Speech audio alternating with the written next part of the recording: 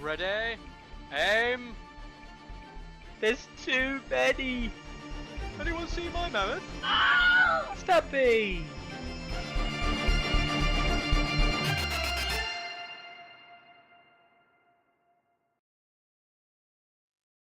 Welcome back to another week. I'm back, as we normally expect. This week joined by Mikel. Hello, everyone. For those of you who don't know Mikel, you're living under a rock. I will introduce him properly though. Mikel is long-time top-tier player and of course, long-time friend and also premium Greyjoy player. If you don't know who Mikel is, then you definitely have been living under a rock. You'll see him usually in the top 10 of the head down a bit so you don't crouch as much. Yeah, okay. I have a big head. It's alright. I get the camera positioning wrong every time. How are you doing anyway, buddy? How you doing? Yeah, I'm fine. It's been a long weekend for me, but yeah, I've been doing great. So here we are to talk about our tournament and maybe the meta and more stuff. Yes, definitely more stuff. More than just You'll have to apologise if we're a bit downbeat. We're both quite tired today, so we'll be fine. But it's we both had long weekends. Right. Greyjoys. Spain. What do you think? About the event in Santander? Oh, Jesus, I can't spell. Yeah, Santander. Terrible. How did the event go today, or this weekend? Not this weekend, 2 weekends ago, in Santander? Enjoy it. How'd it go? Give me the lowdown. Yep. Okay, so it was at first we were like 84 player, but unfortunately we got some drops like the Polish reconquering Spain because they lost their sword in the Polish GT. And some other Spanish people that had some issues at the last week. So from 84, I think it was the cap, we went down to 74. But even though we still have international attendance with the Paraceo team and the Letana of the Orkli, I think, from Italy. Yeah, Letana degli Orchi. Yep. Yeah. And yeah, it was a pretty nice tournament. I think it's really, I think it's the biggest and the most consistent tournament till date from Spain, and I think it's great that we're still doing this. I think it was the 4th edition. Yeah. And yep, it's going to be a 5th one. At least Victor Teja is the TO and the main organizer. And I think it can be improved yet so far, but yeah, I think the tournament is great. The Santander is beautiful. I recommend you to, if you want to come next year, you should at least book come one day before or stay one day later and enjoy the city, because the city is really nice. I do have to make the trip. Obviously, one of the few places I have yet to play. And I do actually have an excuse next year or semi-excuse, because I've got family that live in Portugal. So if we can make a week of it, I can go to Santander for the event and travel to like Portugal or whatever, stay with them for a few days, and then. Yeah, you have the airport and it's quite close, so yep, could be 2 for 1. Yeah. Anyway. 74 players, and you know, I spoke about it briefly in the episodes last few weeks, but a relatively good spread of factions, which was, I think, quite healthy to see. I think the big talking point, as we know Boltons aren't likely to see much play, the big talking point is the drop-off of Night's Watch and Starks having a bit more of an upswing, I think. But I mean, on the whole, a pretty healthy spread across all the factions, really. What was your take when you saw the faction breakdown? I mean, I knew that Lannister are really, really, really popular in Spain. Mhm.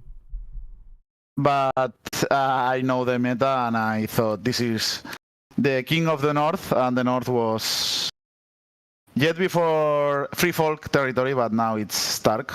Mhm. And Stark players were appearing from behind the Musgo that we said. So you lift her up, and there were 2 Stark players. Mhm. And I was surprised by Martel players. I think, in Spain, Lannister and Baratheons are pretty popular, to be honest. Well, that mirrors what we see in the UK, right? Lannisters for a long time were the most popular faction in the UK.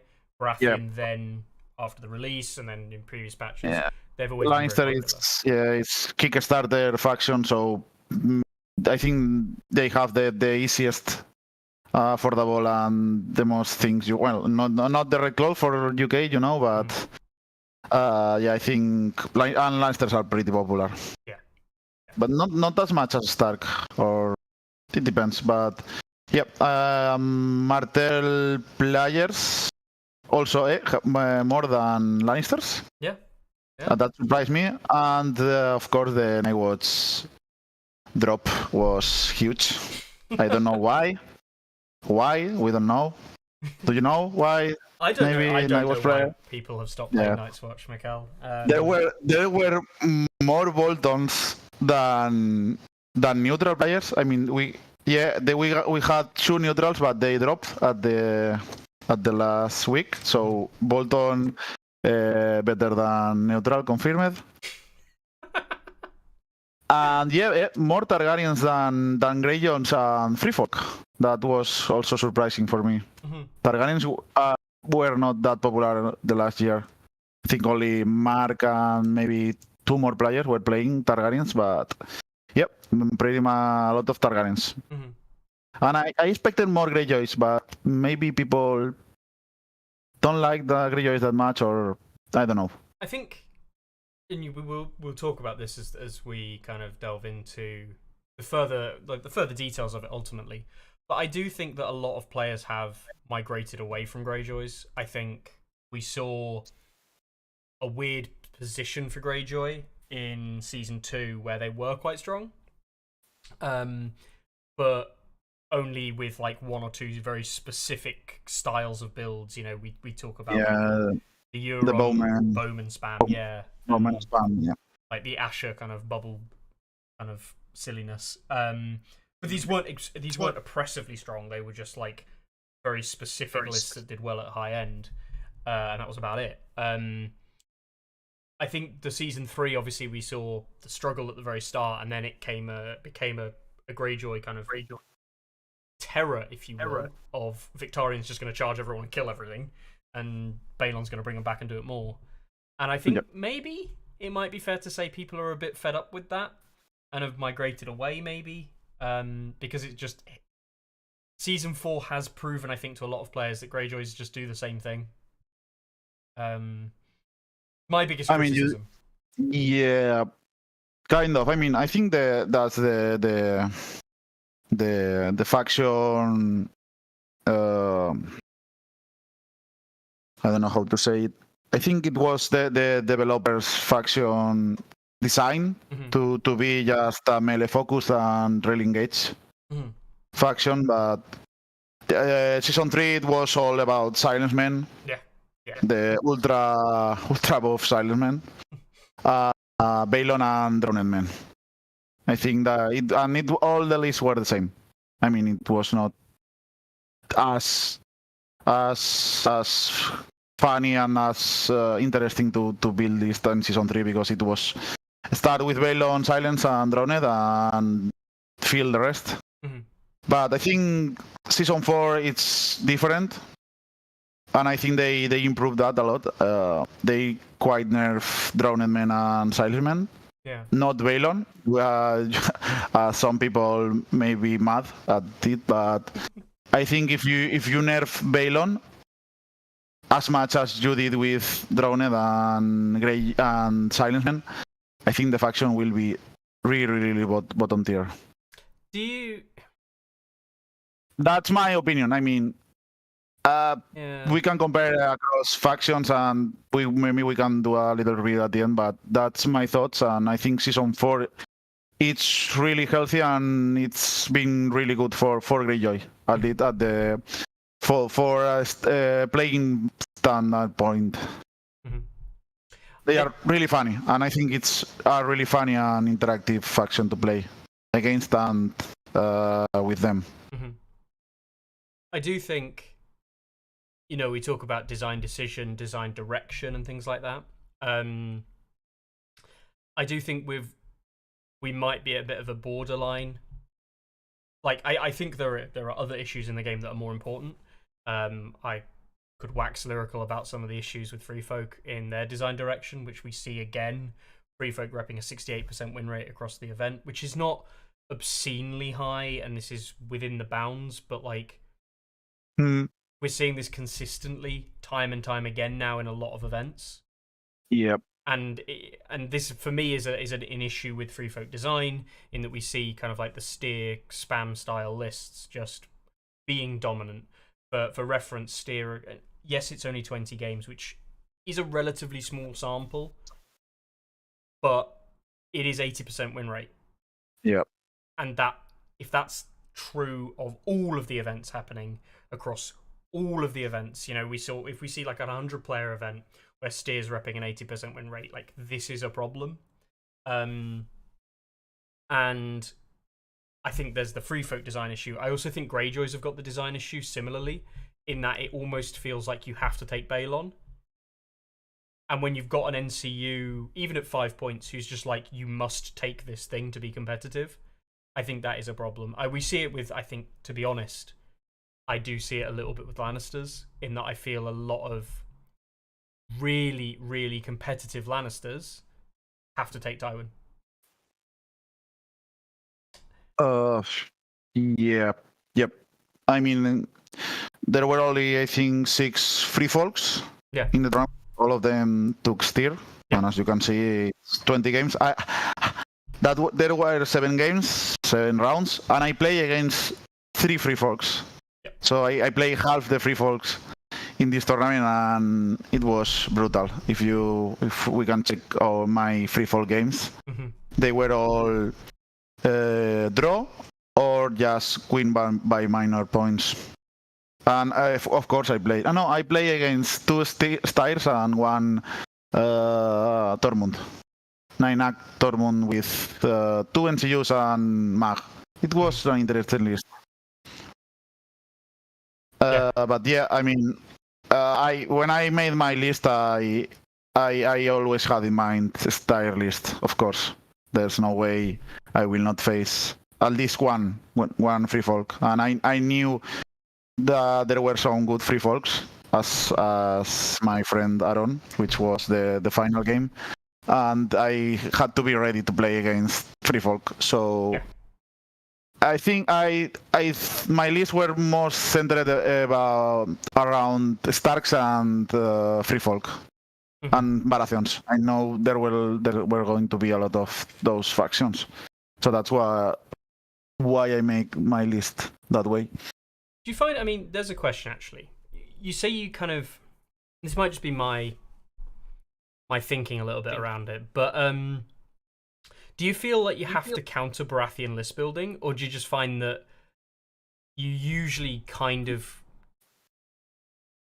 counter them automatically when building lists that are pretty good into things like your big bad boys, like your Starks and Free Folk specifically, that you kind of naturally have a bit of a counter to Baratheon, in that you can just play the maneuverability game and sustain game against them, and you're just better at it than them? I think as a Greyjoy player, I think I have to lean into healing, and moral, because they can bring Melisandre, Jaqen combo and Lightbringers, and if you don't have an anti-panic list, as I would say, you will get wrecked as a Greyjoy. So that's why I made my Dagmar list was centered about that. So I could have like Iron Makers with Asha, Backtide Chosen, Moral Aura, and even trappers with Black Tide Chosen and the -1 from wounds and having 1 pillage, they can hold quite well against Panic Bomb. So yeah, I was worried about Stannis in Kingsman, of course, with tactical approach. But if they don't have like Alistair, so I will always take crowns, take crowns against Kingsman guys. Mm-hmm. And and play that list hits really hard, but they have almost no sustain. Yeah. If maybe they can bring Davos with Stormcrows, but then they don't have Davos, so you can play what is them in Never Die. If they bring Patchface, maybe they will counter that, but I mean they have to sacrifice something to play Davos, NCU or attachment. So that's the game you want to play against Baratheon. And of course, if you have mobility, which Greyjoy doesn't have right now, at least in their faction, or maybe with Theon. But yeah, that was the game plan against Baratheons. I mean, I do have a question to ask you across your 2-list format. There's not a huge amount of surprise to me. Like Silence Men, Vic, yeah, that's a classic combo. We've seen the Ironborn Bowman, Baelor, Black Tide a few times kind of creep up. I think it's an interesting decision. And this is one of those times where I think it's a good thing for the game, by the way, that we have a named attachment at one point that's value, and it feels like it can be brought in value nearly anywhere. If you just have a point left over, it's a decent inclusion. The Harlow Reaper's Theon is again something that I really like, but I know that this has kind of been doing the rounds. Maybe see play, maybe doesn't. I really like this because I just think he is amazing. Yeah, charge. It's such a controlling unit. Yeah, I have like a 15 range charge. Yeah. So imagine having. I was playing against Mark. And imagine having 6+ movement cavalry, and I was zoning them. Yeah. With 1 Wenda token, or maybe he had to put Barristan on my units to counter that. But Barristan cannot stop everything, so it's amazing to have that threat range. On top of that, you can heal back with Prey on Fear. Yep. With Reapers, if you have 2 pillage, you hit pretty hard. You have Panic +1 wound. You can retreat, which is, I think, undervalued, and it's people do not says how good it is to retreat after you make an attack. Because I think I played Victarion 3 times. Yeah. And 2 of them, I attacked, I retreat back, and I took an objective and did some damage. Yeah. And I score a point, I get my pillage, and I reposition myself. I think a lot of people used to get caught up, right? And we knew it plenty of times. We played against enough Night's Watch, where people would get caught up about like the Hunter combo of being able to kind of attack, swift strike, shoot, do lots of damage. Oh, look at me, I'm really good. But actually, really didn't value that the swift strike just to maneuver away was incredibly strong against certain factions and certain things. Especially when you talk about like the likes of a Baratheon player who is just no longer engaged anymore, potentially other Greyjoys. They're not getting value out of cards that they might want to have. And then you can just punish them that way. So yeah. I mean, I know you run Hedge Knights. I know that when Carlo was running Greyjoys a few years ago, he was running Hedge Knights as well. And I know why Hedge Knights are quite a big pickup, especially for the maneuverability, but you've gone for Hedge Knight's Glory Seeker, which is probably a step that many Greyjoy players won't make. Tell me your thoughts. I mean, this was my centerpiece, right? Because you may think that Victarion is, but Victarion is go fast, no breaks, smash, come back. You know, that kind of, it's unga bunga that we call here in Spain. It's unga bunga, just go. Yeah. But the Hedge Knights were my, like, I almost deploy them in the middle, 100%, because that way I can shift one way to another, like good Targaryen player do. And with these guys and Rush of Aggression plus Wendamir, that's a 19 auto charge That's a long way. range. That's the highest auto charge in the game, I think, if I'm not mistaken. Just with one car and Wendamir. Yeah. And yeah, the game I play against Mark, they gave me the game. I played double Rush of Aggression with Wendamir. The first one with Wendamir token, he had to deploy the Hrakkar on the corner. He took the mission, scored 2 points, deployment on. He had to not pivot the Hrakkar properly that game. And then I charge, I move in, he retreat with Drogo. I did quite some damage, and then I shift 3, move 5, 5 movement, and 6 plus charge with Rush of Aggression. I kill the Hrakkars. I get into the flank, and next round he charged with Drogo, I hold it, and then I charge with them with another Rush of Aggression and Finger Dance on top of that. To the rear of Blood Riders Drogo, and I did 10 guns, killing them, and that was the game. Double crit blow, finger dance, of course, helped because I could put the 2 tokens I need, and that was brutal. That unit, gave me the game in that matchup, and I think it's. And off the top on that, you have Glory Seeker, Iron Resolve, super good. Stubborn Tenacity, pretty good. And I had my Ariomore Bowman with Baylor. That's 7 dice on 4+. If I can take your flanks or rear, that's on 4+ with rerolls. If you are engaged, you can take 1 wound with Stubborn Tenacity. You can be close to Silence Man Aura, so that's another -1.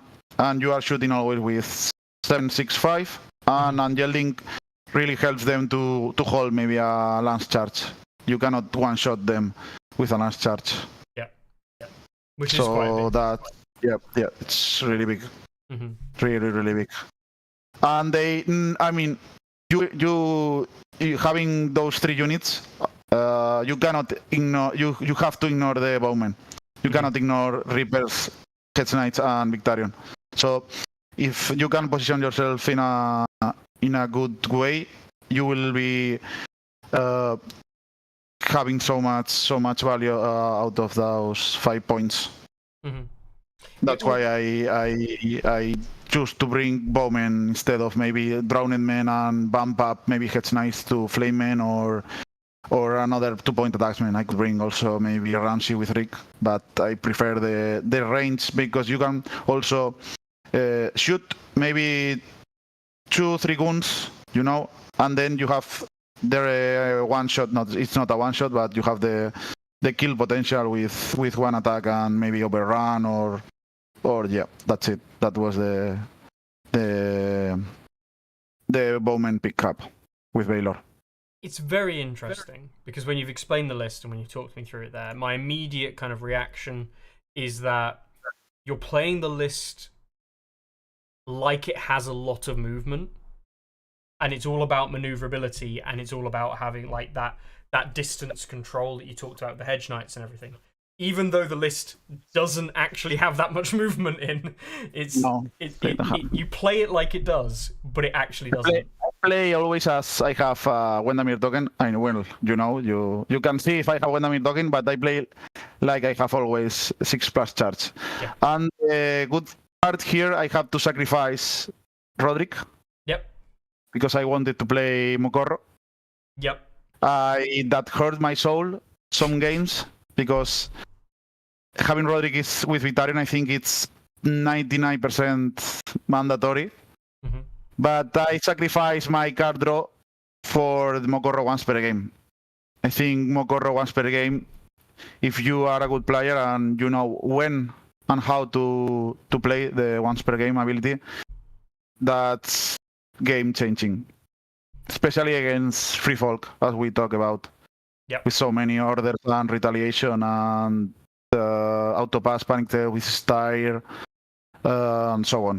Not Final only strike. against free fall, but I think Final strike, right? yeah, final strike. I think it shines the most against free folk, probably. I think it's interesting because like there's two factions in my head that Makoro does really well. Free Folk being one of them, and the only other real one that's quite defensive oriented that you might want to play it against is Baratheon, of course. But actually, other Greyjoys. Yep. Very good against other Greyjoys. Other Greyjoys, maybe if you are playing against a Lannister Gregor, maybe they set up a Assault Orders charge. Now you if they start, for example, now you will not charge. There are some key points in the games that you can stop everything, or the other way around. You know, I want to use Assault Order, Rush of Aggression, so you cannot play Counterplot, Lannister Supremacy, whatever you have. Johannes also points out that it stops someone playing Rising Temperatures as well. So that's a pretty big fuck you for I didn't play against a single Martel, so I cannot tell you the experience. But yep, I mean you can stop many things, but you really need to play that ability on point. If not, you are wasting it, and it's too good to be wasted. But it takes a lot of precision and game knowledge to play at his maximum. All right then. So that's the Vic list. You spoke about how it works, what you use against the Dagmar list. We spoke about how it is. It's obviously very kind of oriented around being protective for morale-based things. So your Lightbringers, your Stannis side kind of panic tests and things like this. You end up using, over the 7 games, the Dagmar list 4 times, so it's not something that wasn't unused or didn't have a play or anything like that. It's been used just as much. And a lot of people won't look at Dagmar as a second commander, and a lot of people won't use him. He certainly doesn't enter the conversation most of the time. What was your thought process? I like to be unique and original. Yeah. I mean, Dagmar have a great weaknesses, which was the moral. That now with Black Tie Chosen, that's all that he needs for real. They took away martial training. Hello, martial training. Here we are. Yeah.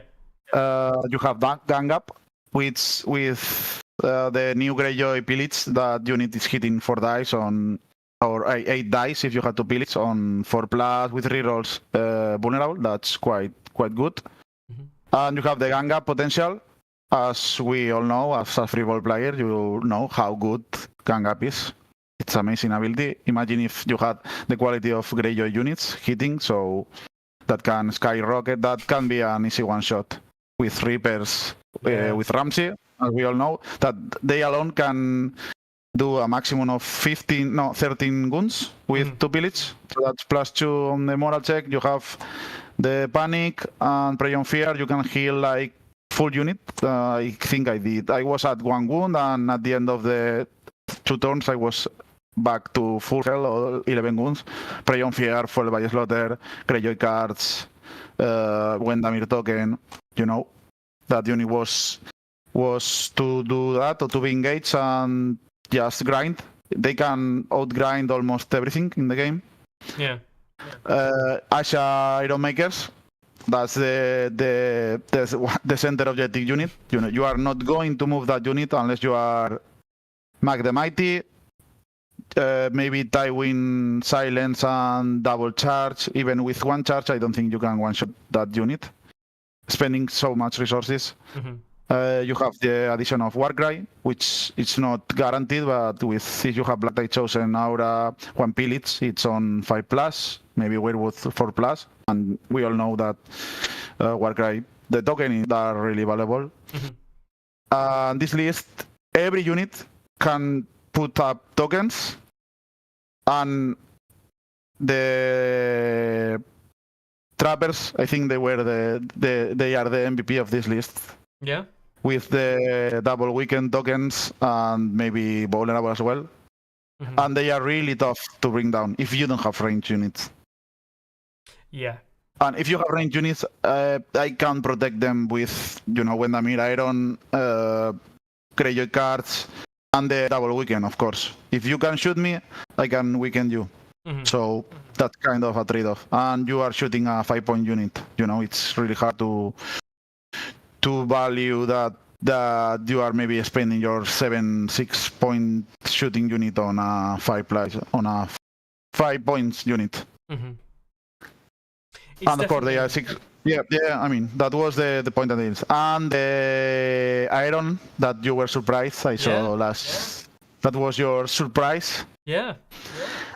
I mean, to be honest, he was not that impactful.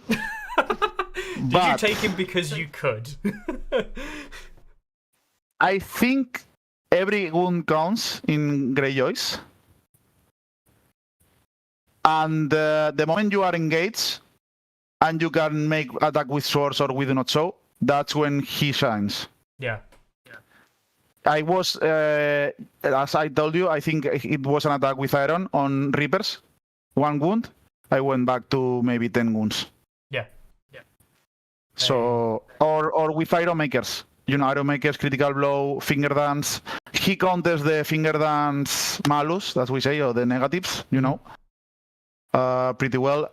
And with all the hitting power this list has with gang ups, coordination tactics, and last for glory, it really shines, and you can stay alive and heal. It is like a mini Wendamir, not whenever you want, but that wounds he's healing. If he's healing maybe 1-2 wounds per round, he is worth it.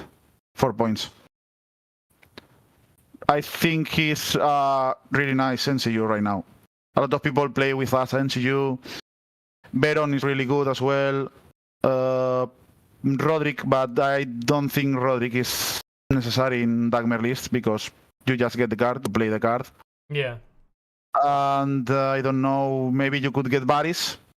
I mean, not right now NCU slots in Greyjoy are really contested because Balon is auto-include. And that only gets you to choose between 2 more NCUs because you should always play with 3 NCUs in Greyjoys because you have a with not so card that it's a replacement zone. So if you are playing with 2 NCUs, you can play with 2 NCUs, of course, but you will feel the pain when you have with not so in your hand and you have only 2 NCUs. Mm-hmm. And yeah, Dagmar Commander is overall, I think it's really solid, and it's like a jack of all trades for me. And the key card was Knowledge Sprayed in Iron. Yeah. So it depends whenever you get. If you get it early, you can, the moment your opponent has 5 cards, you can play it. You can generate pillage with Riding Call or Black Tide Chosen ability. And you are playing against a really good commander with a really good card. They have 5 cards in hand or start of round turn, and they are going to play that. Just use this card. Look at their hand and say, "Oh, hello, what do you have there?" Mm-hmm. Oh, nice assault orders, Drogo. Please, go. Please let me take that card to your discard. It's so much value. Or the other way around, you can get it late, and maybe I did quite a lot. Get back with not so, and hello, I'm attacking you again with not so. Or if you need Riding Call, I get back Iron Price quite a lot. The worst card, season 3. It's now amazing, healing. Yeah. And what is that? Or Riding Call. I was getting those 3. What is that? We do not show Iron Price most of the time. Mm-hmm. So yeah, that's the list thinking about, and the idea of the list. It is interesting.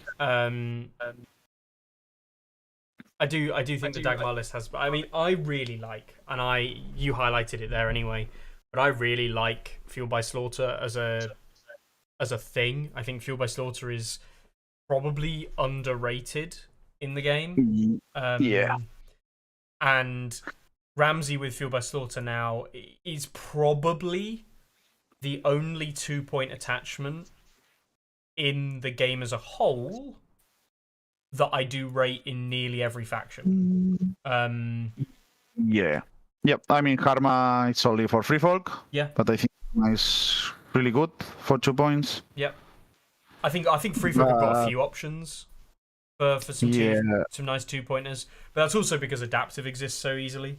I do think Ramsey's probably the only really hugely playable 2-point attachment in the rest of the game. Yeah, I can't think any other 2-pointers to be worth 2 points as much as Ramsey is. Yeah. So yeah. That's that. And of course, with every unit has an attachment. Every unit can play coordination tactics. And good luck if you get like Reapers, Iron Makers with finger dance coordination tactics. That's just a dead unit. And with gang up, maybe you are engaged with Dagmar. That's a dead unit. I mean it's so funny.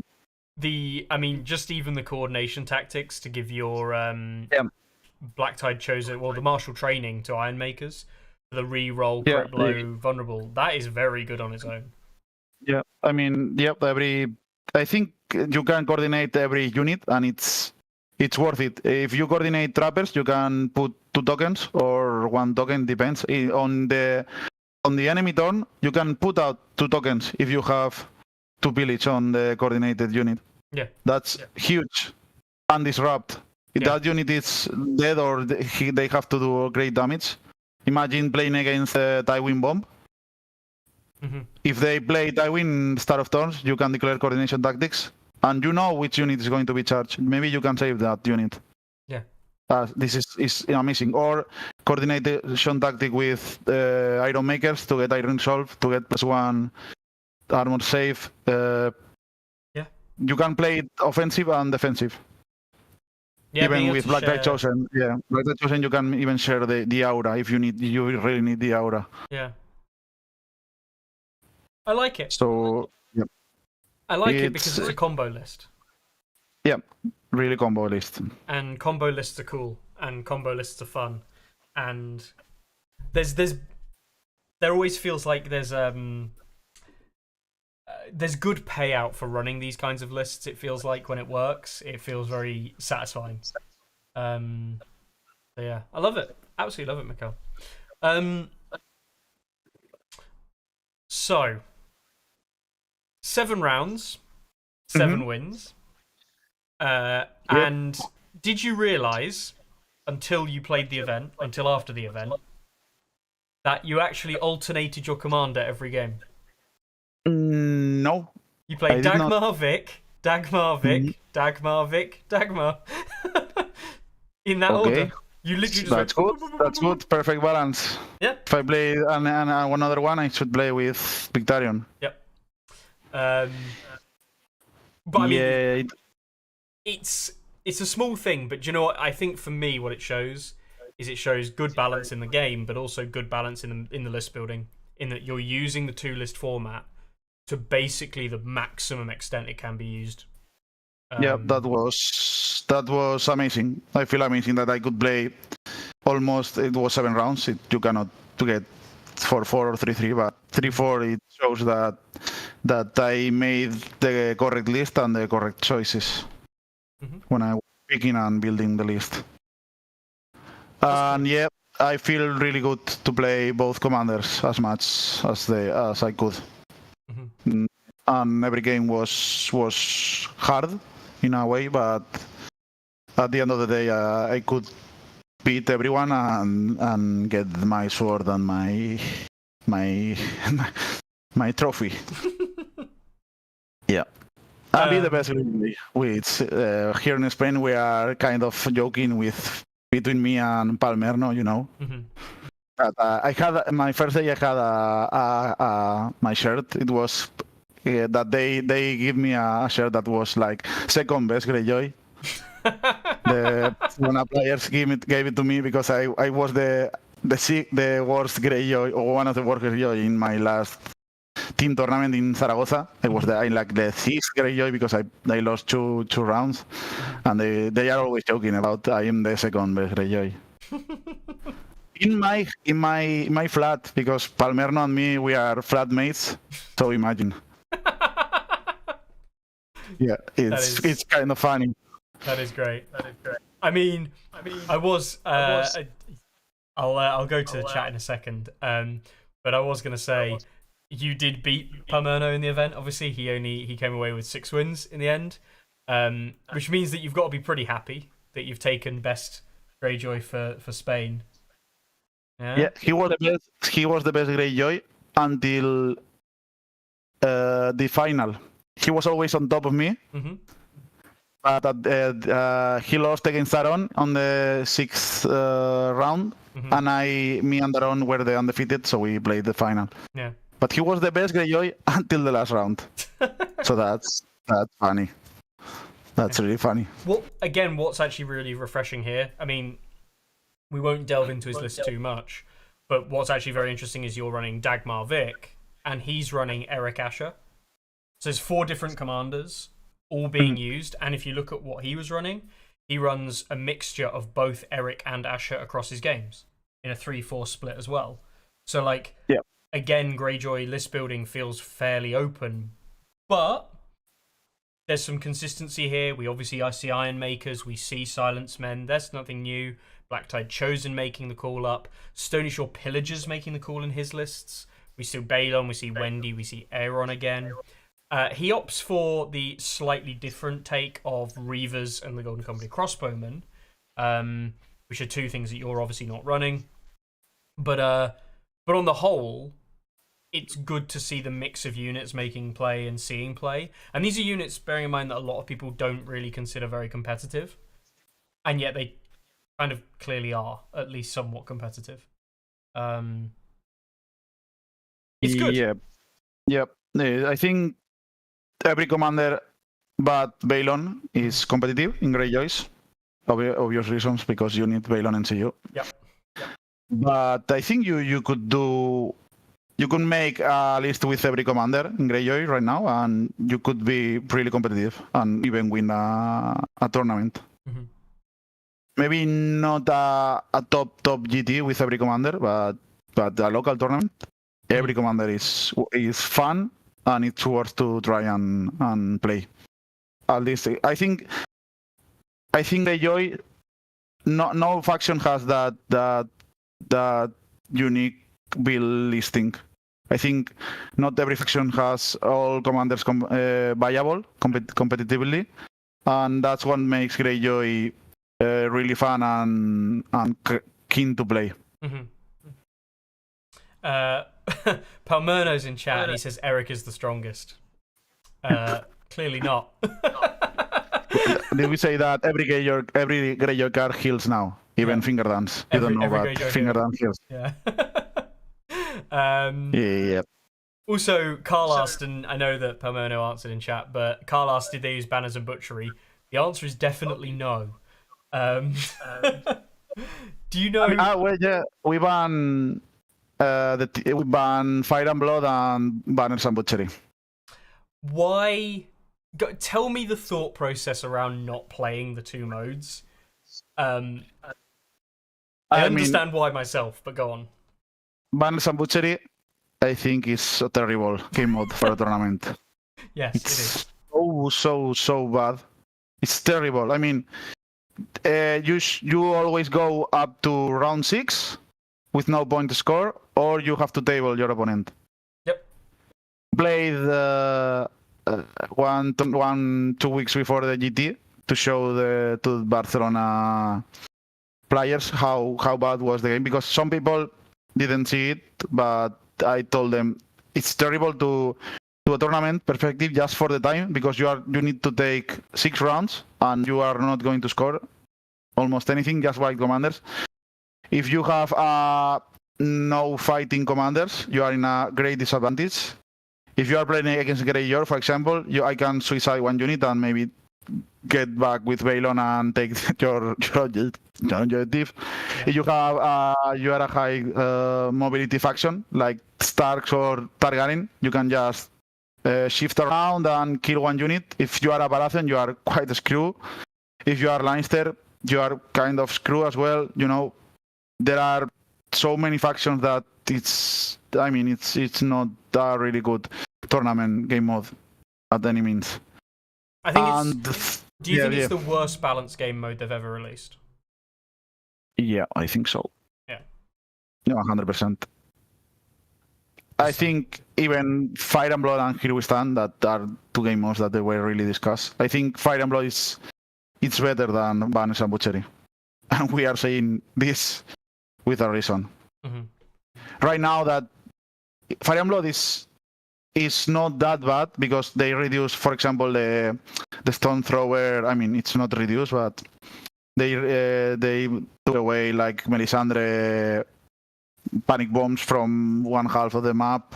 Othel was also nerfed, but they introduced the stone thrower. Mm-hmm. But I think right now the meta is not all about that list, that skew list, like we call them. Maybe if you have a really bad matchup, you are done. But yeah, I think Fire and Blood is not that bad. But at the end of the day, we didn't want to have those kind of games. You know, I have like 3 NCU, 12 points, and you have like a 5-point NCU, 6 points NCU. So you just stay back, try to hold it with terrain and some strong units, and maybe you are an Ghost player, you just bring your stone thrower on the corner, stay there, try to kill something, and hold it as long as you can. Yep. And not only that, you can also play with time. Yes. And rounds. Yep. And that's not a really good and great experience. That's why they ban those game modes. And I didn't see any complaint. I mean, some people say that we should play with everything or we should play with Simon official tournament rules. But people love Clash of Kings. People love Darwin's Dark Works.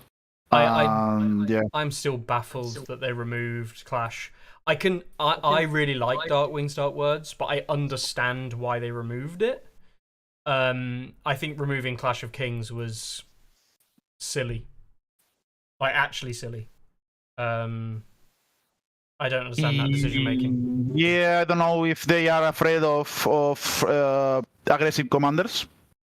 Maybe they saw that aggressive commanders were really popular. Like Gregor was insane in season 3. Mm-hmm. Drogo had always good. Greyjoy Amber, Eddard, Victarion was insane with the last Silenced Men, Balon, Drowned Men combo. You know, maybe they did that because they were afraid about only aggressive commanders and defensive commanders could not bring that much on that game mode. But I think it was a fine game mode. Yeah. It was fine and it encouraged your commander to be aggressive, or at least maybe it could decide if you want to bring this list or the other one, depending on the commander. So that was a nice touch. And I really like Darwin's Dark Work. It's really swingy. You can score like 100 points in one round if you got the correct missions and the situation, but I think it's nice to play with objectives and missions. Mm-hmm. So I don't know why they took away those two. I mean, I can understand Fire and Blood if you don't change the game mode, as we say, just with an objective in the middle, change everything. But I don't know. That were the reasons we banned those two. So we have 8 game modes out of 10, and I think the one who was not played was Here We Stand. Okay. Here We Stand was left because we just choose randomly at the start of each round, so we play all 7, but Here We Stand. Mm-hmm. And Here We Stand is ironically the worst of them, so you got a bit lucky there, I think. Yeah, I mean, I had last round, it was Clash of Kings or Here We Stand, and I was against Free Folk. I was praying God that it would Clash of Kings, and at the end of the day, it was Clash of Kings, and I was really happy.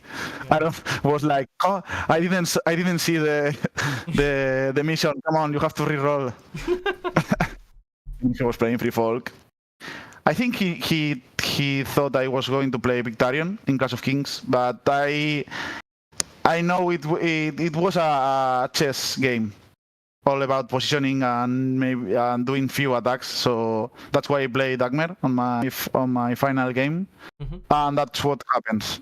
I got 2 objectives, he got 1, and we just tried to get the other one from each one. And at the end of the day, with my healings and my positioning plus weekend tokens and so on, I could hold. I think we played 4 rounds. We were not slow, but we played 4 rounds, and it was 6-4 on the end of the day. So yeah, that was my last match. That's fair. Yeah, and I mean, yeah, nobody complained about the game mode bans. I mean, if someone played those 2, I think most of the people can agree that they are not that good for a at least for a GT. Yeah. If you want to play them in your local tournament, that's fine. But in a competitive great tournament, I don't think they are good enough to be played. They are too easily, and I say abused. Abused is not right, but they are too easily manipulated to be games that are very... They're not like playing the other game modes, right?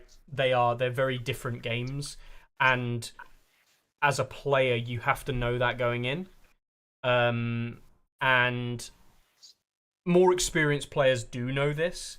You know, myself, yourself, I think the top echelon really know how to abuse those game modes hugely. And also, they also know how, and average players know how to win those game modes with that kind of, and I use the term abuse. It's not really abuse. It's just playing the game modes correctly.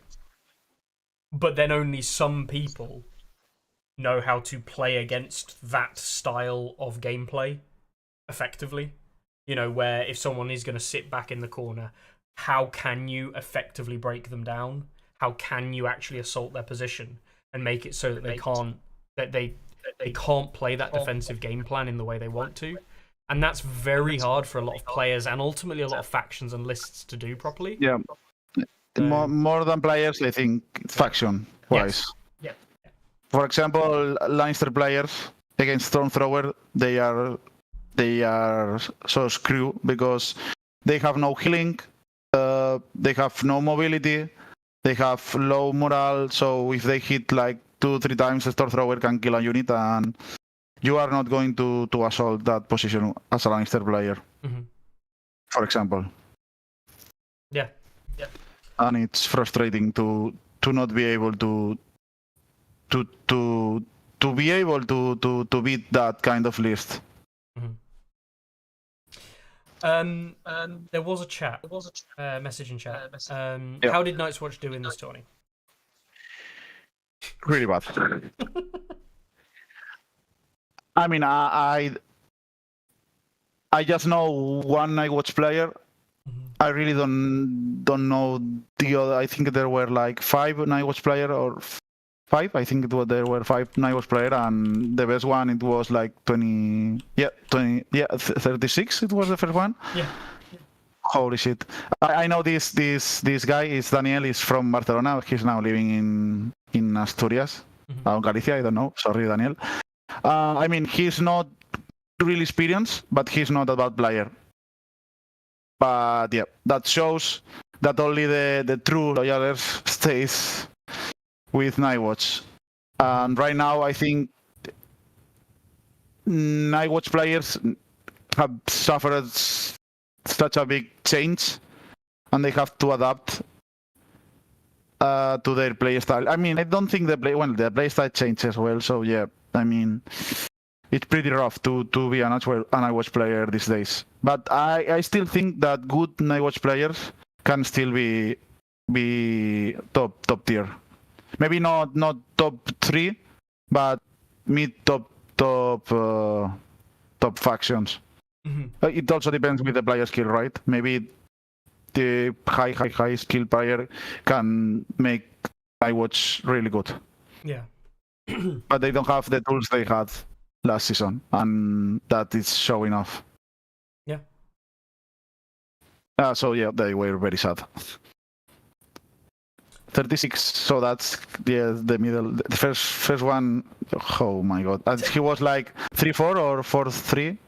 4-3. 4-3. Yeah. He was not quite. No, 3-4. That's 3-4. 3-4. Yeah. Yeah. So he lost more than more losses than wins. So yeah. But not all the top players that you can recognize and maybe you could know here, they are not playing iWatch. So it's not fair to assess that iWatch are bad. But it's also they are objectively worse than season 3, 100%. But that doesn't show that iWatch player can get like top 8. I think what's telling though is that no good players are being drawn to Night's Watch either. People are not going to Night's Watch thinking they're going to win an event with them. And that's, I think, indicative of the power as well. Whereas we see, to be fair, Aaron and Victor are both free folk players, so it's natural for them to play them. Mark's been a target player for a long time. Aaron was playing a lot with Nightwatch. We were sparring. I saw him playing a lot of Nightwatch, but the last second he swapped to free folk. He was not. Yeah, he had that feeling that you are saying. He was not confident enough to be able to win the GT with Nightwatch. And of course, he's a lot more experienced with free folk than Nightwatch. Yeah. He has not touched season 1, season 2. He has not played at all with Nightwatch. He was starting to play last season, and now that he says that they are much more interesting, but of course they are not that good. Yeah. I think that's the problem. Interesting and good are two different things. Yep. All right then. So obviously, it was great to see players as well. So it was great to see that Corentin and Nicolas were over there. The guys that we know from France as well as. Yep. Cheers to them. They have come every single edition, so that's great, and we love them. Yeah. We love them. Tito, Chavalu, Murrue, Eldenoer, that was new. Of course, the Italian. Tauro, Presidente, First Lady, and it was a fourth one. Trivela, yeah. Trivela, yeah. And cheers to los primeros hombres, top 3. Let's go. Yes. Yeah, Mark, I had to beat them to be the winner. So, Matt props. Is there 5 of you in the event? Technically. What do you mean? There's 10 of you apparently. Let's see. You had. Yeah. We were. That was the Valencia. You know, the Valencia playgroup. Yeah. So everyone who comes from Valencia to the GT, we put los primeros hombres. And yeah, Raul, could not come, but yeah, quite good result to be top 3. You know. Yeah. And Targaryen Mark with Targaryen. Who say that Targaryen are not competitive? They are. Double Drogo. Drogo's competitive. Double Drogo. Yeah. Double Drogo is the way. I mean, we were talking about the list building. I think Double Drogo. I mean, it shows that he was right. But I think Marcel and Drogo or Marcel and Queen of Meereen is also viable. But yeah, those lists were really thought, and yeah, they are. You can see how he was playing, and he's really good with movement, and he's really good, great player. He paints better than he plays, but as I always say, but yeah, he's a great player as well. Yeah. He needs to beat me. Whenever he beats me in a GT, I will say he's a better player than Painter, but not right now. Sorry, Mark. And he painted my Greyjoys. Oh wow. He painted my Greyjoys. Is that what you say? He paints really good. Yeah. If you have seen my Greyjoys, I think the last city you saw them. Yeah. I saw them at France, I think. Yeah, in France. Yeah. Yeah. But he painted more, so I had almost all my army painted. Wow. Maybe one. I think Mokorra was not painted for obvious reasons, but yeah, all and Black Tide Chosen. Mm-hmm. I need to get those painted, and yeah, he's my official painter. Oh wow. Painter. So yeah, and of course Aaron with Free Folk. Mm-hmm. Slow and steady as a Free Folk player, killing really really low killing points, 64, and Victor even less, 56. I think he was like 2 or 3 games without 0 points destroyed. With 0 points destroyed, yeah. Free fall way, right? You know how it's done. I do it that way. It's not how I would choose to play the faction, but you can do it that way. I mean, you have to play that. You can play Free Folk style list and do not roll single dice and win. Yep.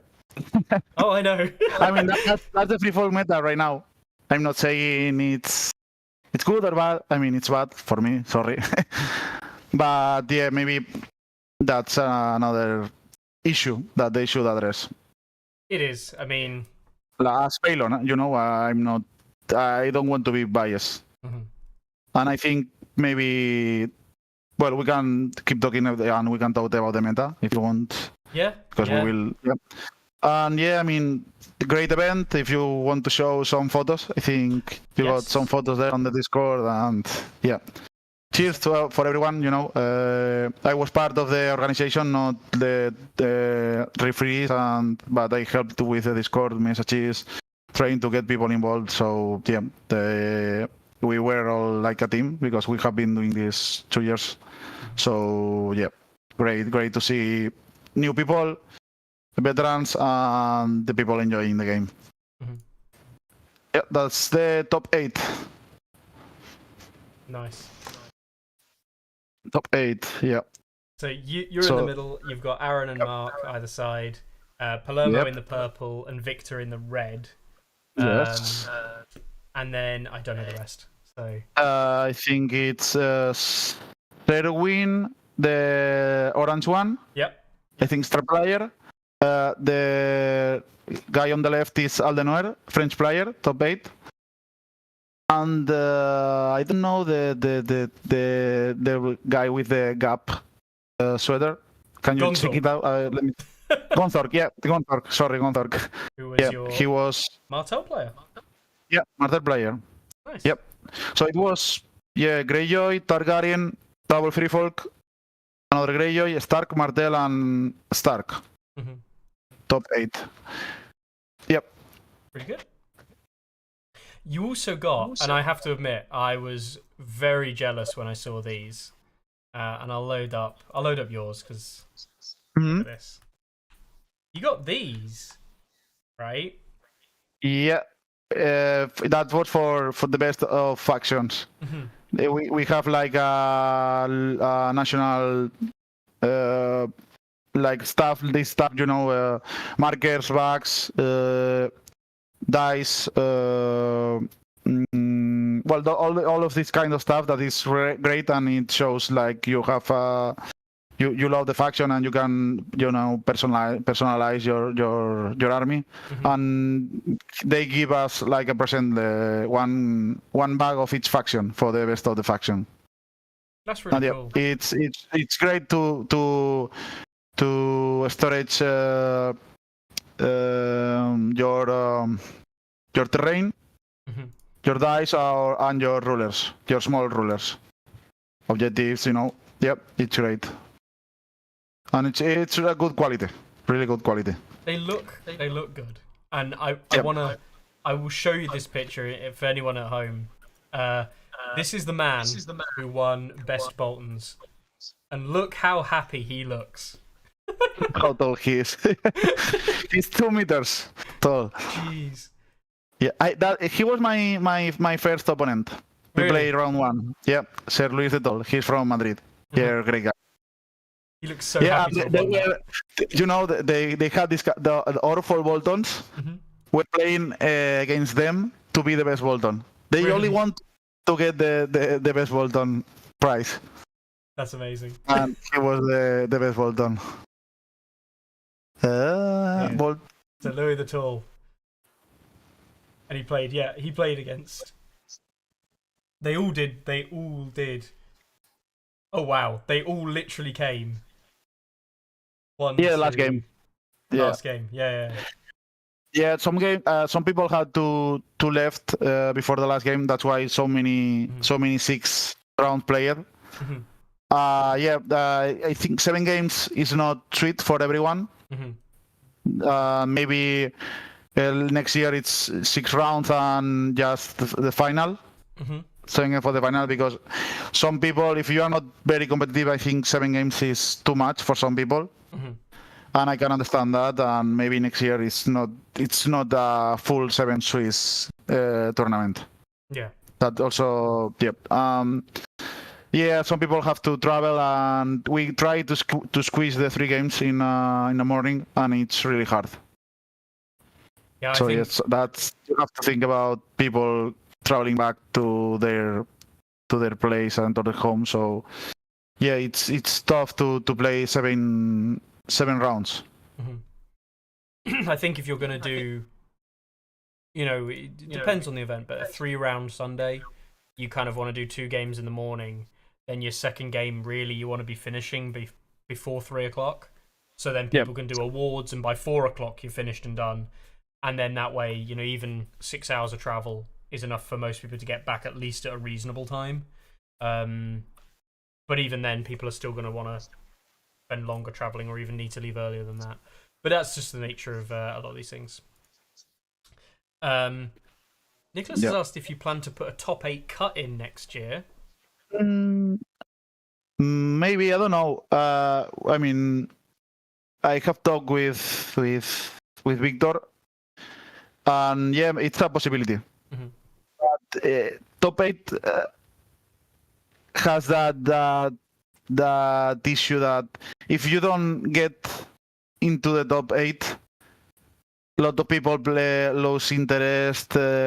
Maybe a lot of people resign, and just if you are not interested in watching the game, or you don't want to play, they are not meaningless games, right? But if you cannot get up to there, some people just don't like that kind of feeling. Yeah, they switch off.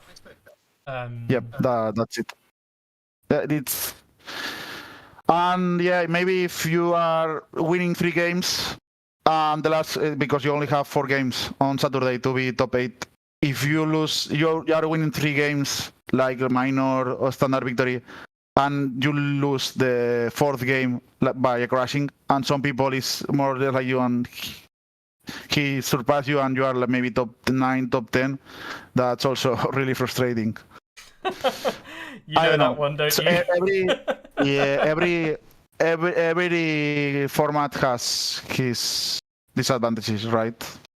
It's no one, nothing is perfect in this manners. But we will see. We will see. I mean, we touched on that. I mean, have you seen? And I'm not going to spend a long time talking about it. Have you seen what they're going to do for Adepticon this year? 5-day round. Holy shit! 5 rounds in one day is too much. When you are playing 4 rounds, I always play standing. I cannot sit back. I cannot sit down when I'm playing, because I want to check from a bird perspective. I cannot. I have to still stand. And at the end of the day, the 4th round, my knees were destroyed. My legs were destroyed, and and my brain was melting. I mean, you have to play. If you want to win, or you want to be the top, you need to use your mental capacity.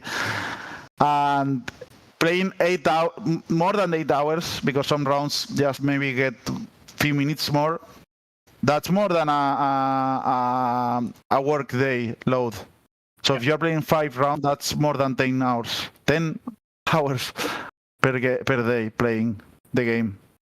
It's too much. It's too much. Yeah. It's insane. Mm-hmm. Yep, it's insane. I wish all the best to people at Adepticon. Yeah, yep. I mean, bring a lot of coffee, energy drink. Find a seat. Eat well, yeah. Yeah. And be ready to. That's a marathon. So you have marathon. Mm-hmm. Good luck. So, I mean, I would like to try that, but just with 4 rounds, we know that it's a lot. So the 5th one, if you are playing to be the winner, that's rough. well, I just go back to the Invitational a few years back, Mikel, where we played the 3 games on the Friday, then the 4 games, then the 3 games. You know, was it 10 or 11 games we played over the weekend or something? I think it was 11, wasn't it, that we played? 4-3, yes. 4-3. Yeah. So we played 11 games over 3 days, which doesn't sound like that much. But even then, like, by Saturday evening, people were flagging. Yeah. So I mean, yeah. We are used to play quite a lot, right? Yeah. But for newer players or beginners, it's hard to be able to compete these rounds. If you are not used to play another war games like Warhammer 40k or I don't know, more table games that they even there are games that take even longer. Mm-hmm. This game is not the longest one. If you are not prepared to play at least 4 rounds per day, you should consider. I mean, you have always to go to a GT, right? Mm-hmm. It's not the game, it's the atmosphere, the players you know, the community, right? So I always encourage people to try and at least go once. Yeah. And if it's not your style, it's okay. You can play local tournaments or just league games or friendly match, but at least you should go once big great tournament in your country. And then you can see how great is this community and how are these events. Yeah. Well, I mean, think the number of players that we both met and made friends with over the years attending these big events is because the community is generally great. So you wouldn't get the opportunity to do that if you don't go. So yeah. Don't miss it. Lovely. Yep, back to the photos where we were. Yeah, we sorry, were got really distracted there. we love to talk, you know. There was. You didn't say that this is going to be a short turning ground, you know. No, I didn't. No. I've also got this one here, and if no one knows who this is, he's a special man. Here he is, looking happy. Oh, Chavalu. Chavalu got the neutral back because we had no neutral players, and Victor was just okay. Who wants the back? A lot of hands raised, but he saw Chavalu and he said, "Chavalu, come here. This is for you." And he was like, "Okay, yeah, thank you." He got the neutral back. That's great. Chavalu's great. I love him. He's a great guy. I know he's in chat today, but been a while since I spoke to him. Crone's in chat there, by the way, says he's going to drop out of Adepticon if he doesn't have a chance of winning by round 3, which is not the first person who said that. Which I would never endorse dropping out of tournaments. I do not think dropping out of tournaments is a positive thing to do. But I understand why people would do it. I'm not saying like I look down on people who do it. Adepticon is like a big convention, right? Yeah. If you don't play the game, you can go and check other stuff and go and get a drink. Go and see the painting stuff going on. Yeah, there's tons of stuff to do at Adepticon. So now I understand why you want to drop. Yeah. If you have more things to check, to see, to enjoy. So yeah, it's not as I have just the event. Yeah. I would consider that as well. Yeah. If I don't have the chance to win the event. Especially because it's the 5 rounds, right? It's ironically like there's no point putting yourself through the strain and pressure. If it was 4 rounds, I would play it regardless if I was winning or not, I think. But 5 rounds, like, yeah, take a break. Yeah. There was something else we were going to talk about today, and I just remembered. Do you remember what it was? And we forgot. And now we'll do it now then. Nope. I will show you a little picture. It is, I say a little picture, it's not a little picture at all. The big picture. It is here. Oh! The nerfed Stone Thrower Giants release? Yeah, the... Stone Thrower, no. Giant Spearman. Spearman Thrower. No, I don't even... Giant Spear Thrower, yeah. Giant Spear Thrower, yeah, that's it. That's the English name. I like Giant Spearman Thrower. Just a giant throwing a spearman.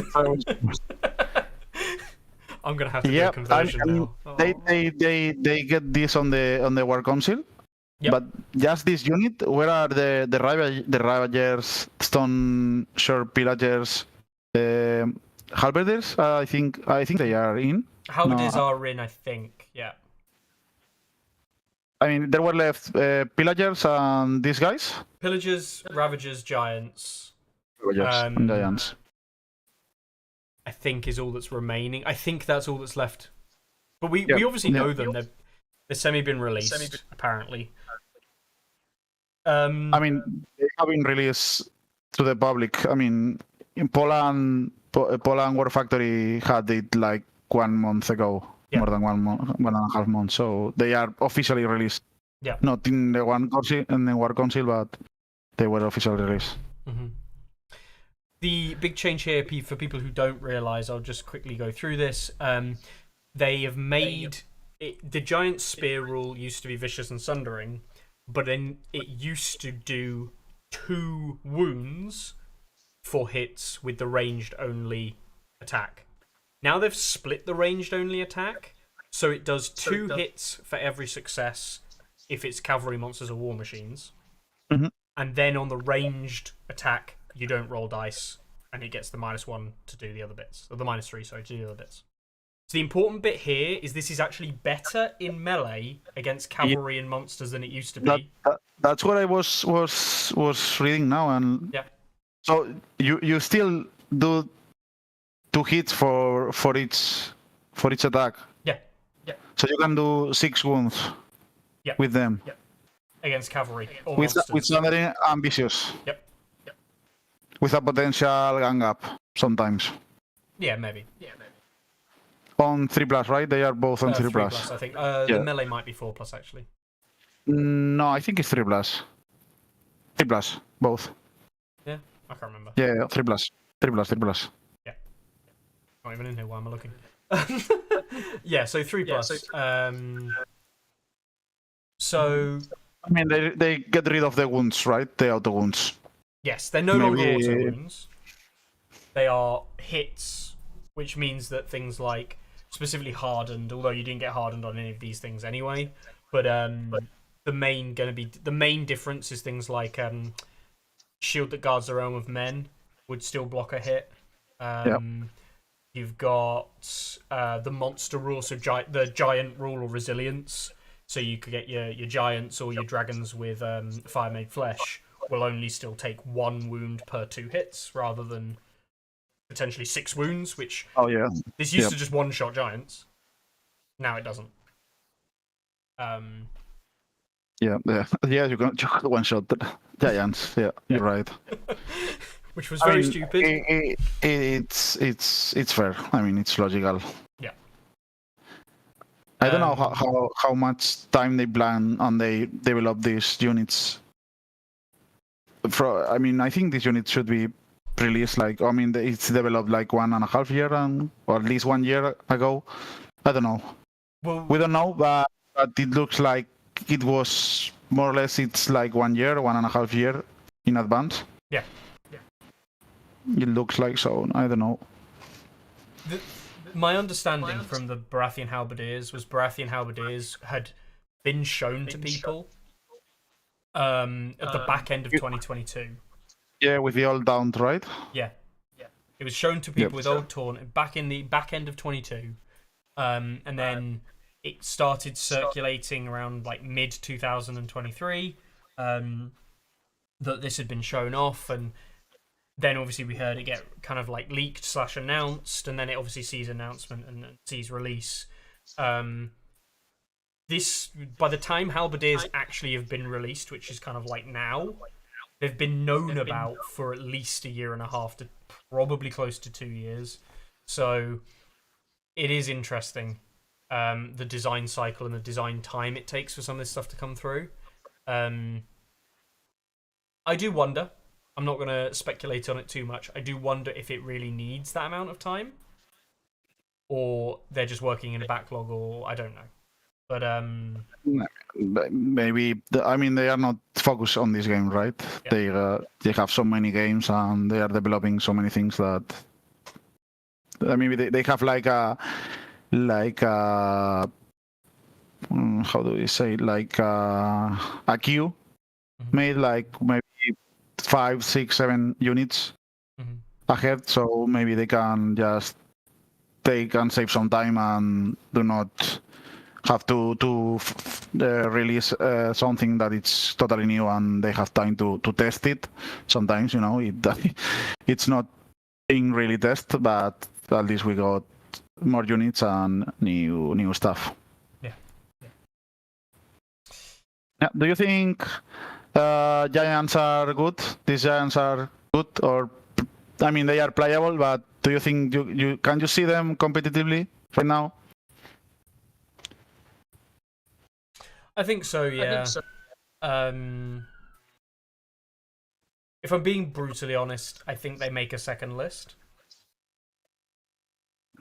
My problem at the moment is, why aren't you just running your first list nearly all the time? Yep. Like, Steer is just so good into basically everything. There's very few things I wouldn't want to run him into. Yeah. I know. Aaron played Steer 7 times. Yeah. And he had the Weeper just to play against another Free Folk. Yep. He did not play against Free Folk, so 7 stars. Yep. That's how good and how all-rounded style is right now. I'll be honest with you, I don't like his Free Folk Steer list into the mirror, which is why he needs the Weeper list. But yeah. I mean, you can cover everything with style, right? So no problem at all. No. Does style have any bad matchups for you? I personally think he does, but I don't think anyone plays the lists well enough. It doesn't matter. Yeah, I mean, if the other player is not better than you, and maybe it's some game modes and some skill list. Yeah, I'm not seeing style falling off until next season update. I really, really think that Baratheons can do a number on Free Folk at the moment, but people don't play the Baratheon things that I think can be scary. You know, I'm talking like a double Lightbringer Mel style list, because yes, the auto panic is great, but you don't have that all the time. No, you don't have I don't think you don't have the firepower to beat Free Fall before they just kill you. That's the problem. Some Star leagues, I think Stark has quite a nice chance. Maybe. With all that many attacks and healing and Tully gaps, you know. But outside of that, even if you have range units like Lannister crossbows, you still have so many auto hits, auto pass, moral text, final strike if you come in. Yeah, it's really a hard list. It's interesting because, like, I personally think that free folk can get. I mean, we see quite low kill points here. And I speak from experience. You know, I went to the US and had very low kill points, but I went with the intention of having low kill points. You just play the game, the mission. Yeah, exactly. I went with that intention, right? Like, I went with the intention of deliberately not trying to attack people, and I played in a way where I was deliberately not making attacks. And what was it in the end? I think it was like 37, right, which is like stupidly low in 6 games. 6 games, that's 6 points per game. Yeah. Yeah, it literally killed like one. Look at the second one. 124, 113. Holy shit. Yeah. 8-10-0-7-6-6. So, but this is my point. Like, you can do that with free folk, and I do fundamentally believe you can actually do that in Song. I believe you can go out there and play the tournament game modes and not play an objective. Play an objective game and not a killy game. I do believe that that's true with every faction. Yeah, no, not every faction can do that. I think they can. I just think free folk are the best at it.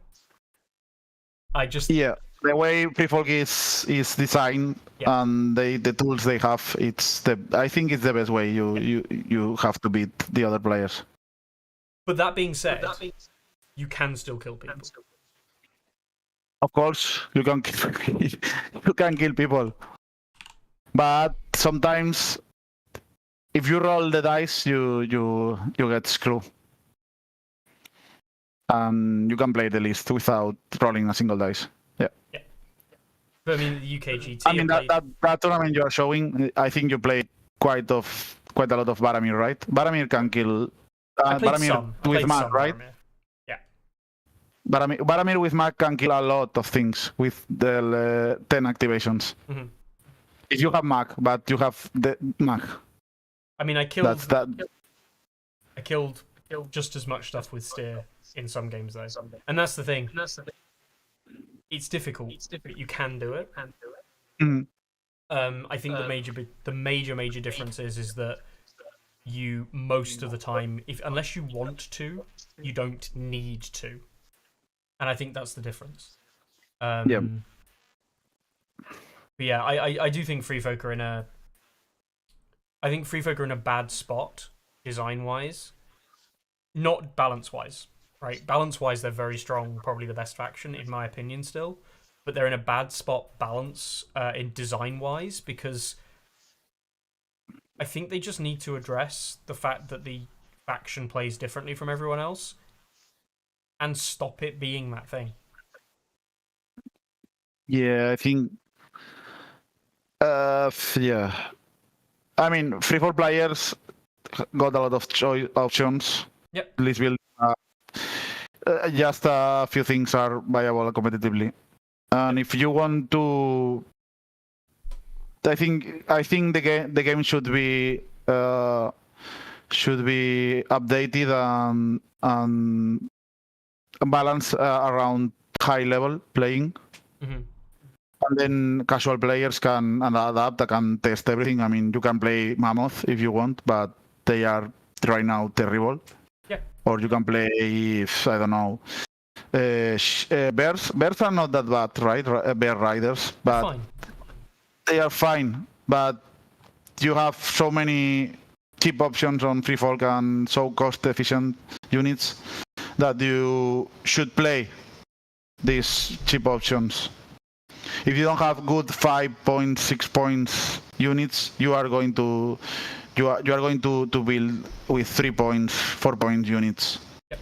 With adaptive. I mean, the rider change was huge, but you still have the same tools as you had like 2 seasons ago. And I think free for players, they want to things to be changed. I think at least the veteran players, right? Yeah, I mean. Yeah, you say that you have played that kind of tier list like 2 seasons or 3 seasons in a row. Outside of Mans season 1, you still have Styr. same list, same concept. Yeah, maybe you add now Borok because it's free. Borok boards, great balance update. Holy shit, I hate that board. I know. I think it's every the dumbest fucking thing game, every fucking game I play against Freefall, they had Borok with the board, and the board was scoring every game 5-6 points. So and he cost 0 points. He gave no VPs. do you know what annoys me? It actually annoys me. Is that I had conversations with people, and I'd obviously sat there and said the reason the boar isn't being taken isn't because the boar is bad, but for 2 points, you are giving your opponent pass tokens in certain scenarios if you didn't already out-activate them. So there's no point in taking the boar ever, because you're giving yourself a disadvantage, especially in the mirror. Yeah, but now that's free. And now they made it free, and that's like that's not the solution to the problem. Like, no, it's too much. I think that's one of the worst changes. They, at least if he costs 2 points, why do not just bring down to 1 point and now check? Yeah.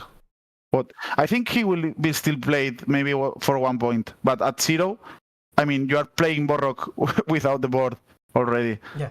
So why not bring a one more drop, 0 point controlling cavalry, because he's, I mean, every time I saw the board, I know he was going to score whatever he wants, and it's just, it's insane.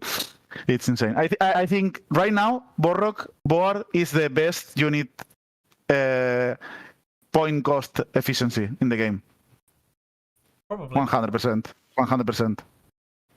I mean, you cannot beat 0 point unit with cavalry movement, scoring points, giving no VPs, having a great 2-point attachment, amazing 2-point attachment. So, yeah, that's it. That's how I see that's one of the first thing we should address in the game. I mean, but I really want an overall free folk faction review. Yeah. I mean, not just for the meta, also for free folk players. I want to see Mammoth. I want to see Bonelord chosen unit. I want to see Rattleshirt commander. I want to see Harma. I mean, I want to see more things than the style, not just for the auto hits, final strike, Zen supremacy. It's just for the health of the game. So I go back and I look at, this is basically the old Mance list, right? And we see trappers, raiders. It was 2 chariots, but doesn't fit into 50. Yeah. Varamir, Val, Krasta, Ygritte, right? And I go to the modern steer list. Trappers, raiders.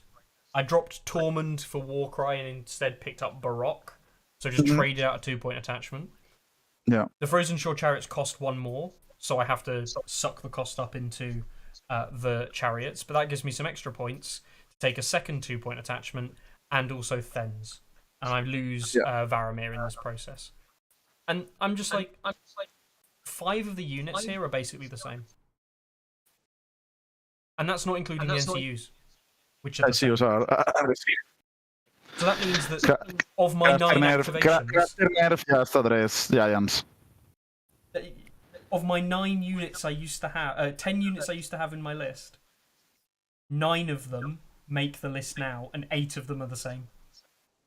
Yep. And this is from Season 1. Yeah, man, Season 1. Yep, I mean, it's sad. It is. It's sad for free fall players. And I'm not even complaining from a perspective of like, oh, it sucks that this free folk are bad. The point is like free folk have probably been the strongest consistently from 2021. They were strong, but there were just simply other things that were much stronger. Season 1 Othel. I think Othel was better. 2021 Othel and Drogo and Mother of Dragons, and that was about it. Right? Yeah. And then season 1 Mans Season 1 Mans. became the king. Yeah. And then you had season 1 Mance, you had season 2, which was like Night's Watch, but like mix of stuff. Varamir was still up there. Style was rising there in season 2. Season 2 was like the Rise of Styr, but ultimately Varamir was still the main winner in season 2. Oh yeah, of course. Varamir, yeah. The release Varamir. Season 3, we saw more Night's Watch and more Styr continue to do well. Mag was... Yeah, Mag was playable. Mm-hmm. And then... No, Varamir, Mans, Styr. That's the trio. And if you look at the current best commanders in the game, Styr and Varamir are up there. Baylor is first. Baylor's currently first, yeah. Oh. I mean, I think that the faction ratings, right? But a little bit, but Styr and Varamir are the obvious best picks inside the faction. Yeah. Like, it's not even close. What's the Styr win rate?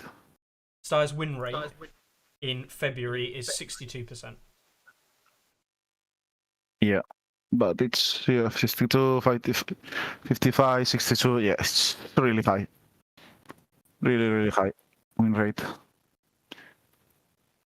He's not easy to pilot, I would say.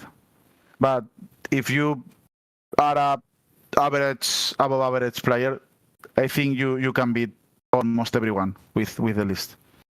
I think the bit that's very sad as well, and I think this is the issue, is that we see Styr and Varamir up here, both repping 60% plus win rates in February. And it isn't until you get down to Tormund at plus 17, so that's 50 points lower. 50 points lower. And you'll also notice that he's negative inside faction. Yep. That's the third best commander for Free Folk. Yeah, it's huge difference. The difference between plus 46 and minus 2. Yeah, like, that's an issue. That is a massive balancing issue. Like, massive. Internally in Free Folk, a huge balancing issue. These are obviously very strong, and the rest is obviously not. Yeah, well, I mean, if you want to play competitive events, you just take Styr, Varamir. That's it. Yeah. Maybe Mans, but... Take whatever you want as the second list. You're not going to use it that much. No, you're not. Yep, it's sad for Free Folk players. This is like the opposite problem. I mean, it's very similar actually to the problem that I think Greyjoys had in season 2, where season 2 Greyjoys was like you run Euron, and like was it Asher? I can't remember basically. Asher, yeah. That was it. Bowman spam.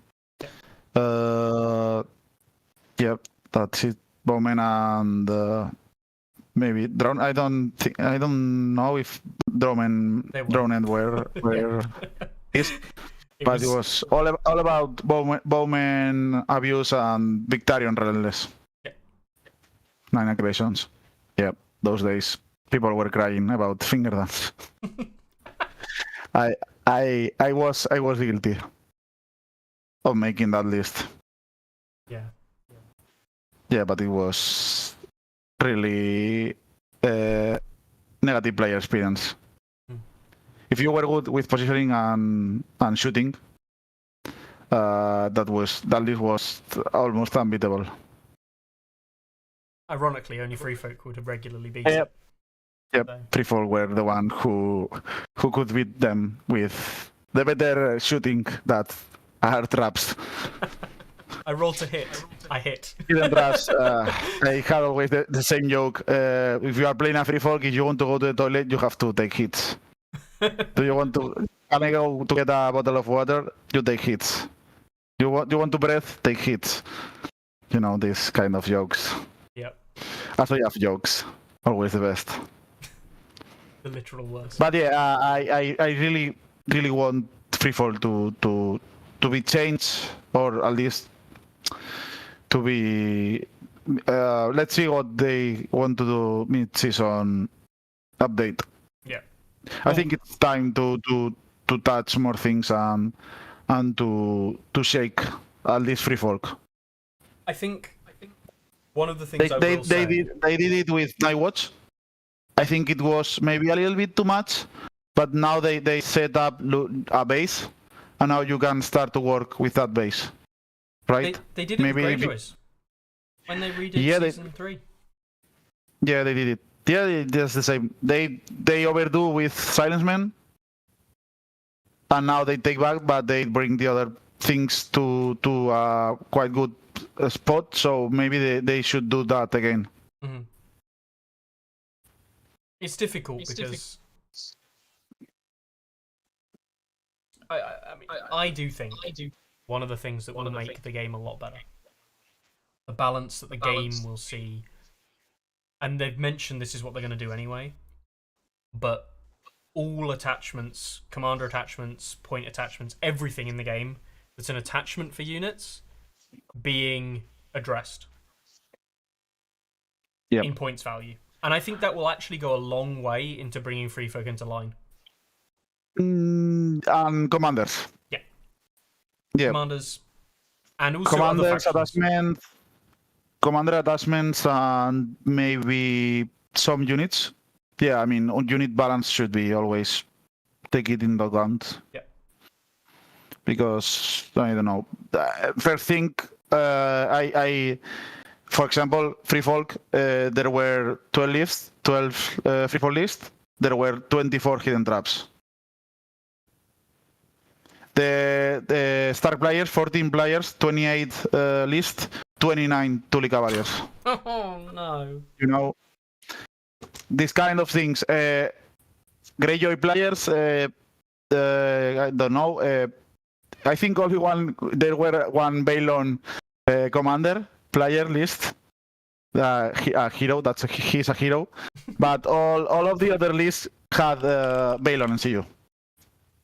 You know, these kind of things that they are out to include, they should be addressed. Yeah. Me myself being a hero player, I can understand why. If you don't have the knowledge or you have not played against the Balon, you will think that he's an auto win or just free to win NCU, which he is not. But it changes the way you have to play the game a lot. Like Doran did when he was giving to VPs and something like that, you know. And I agree that they should nerf him, but let's see how you do it, because Greyjoy plays around healing and they are low armor. They need it's hard to balance.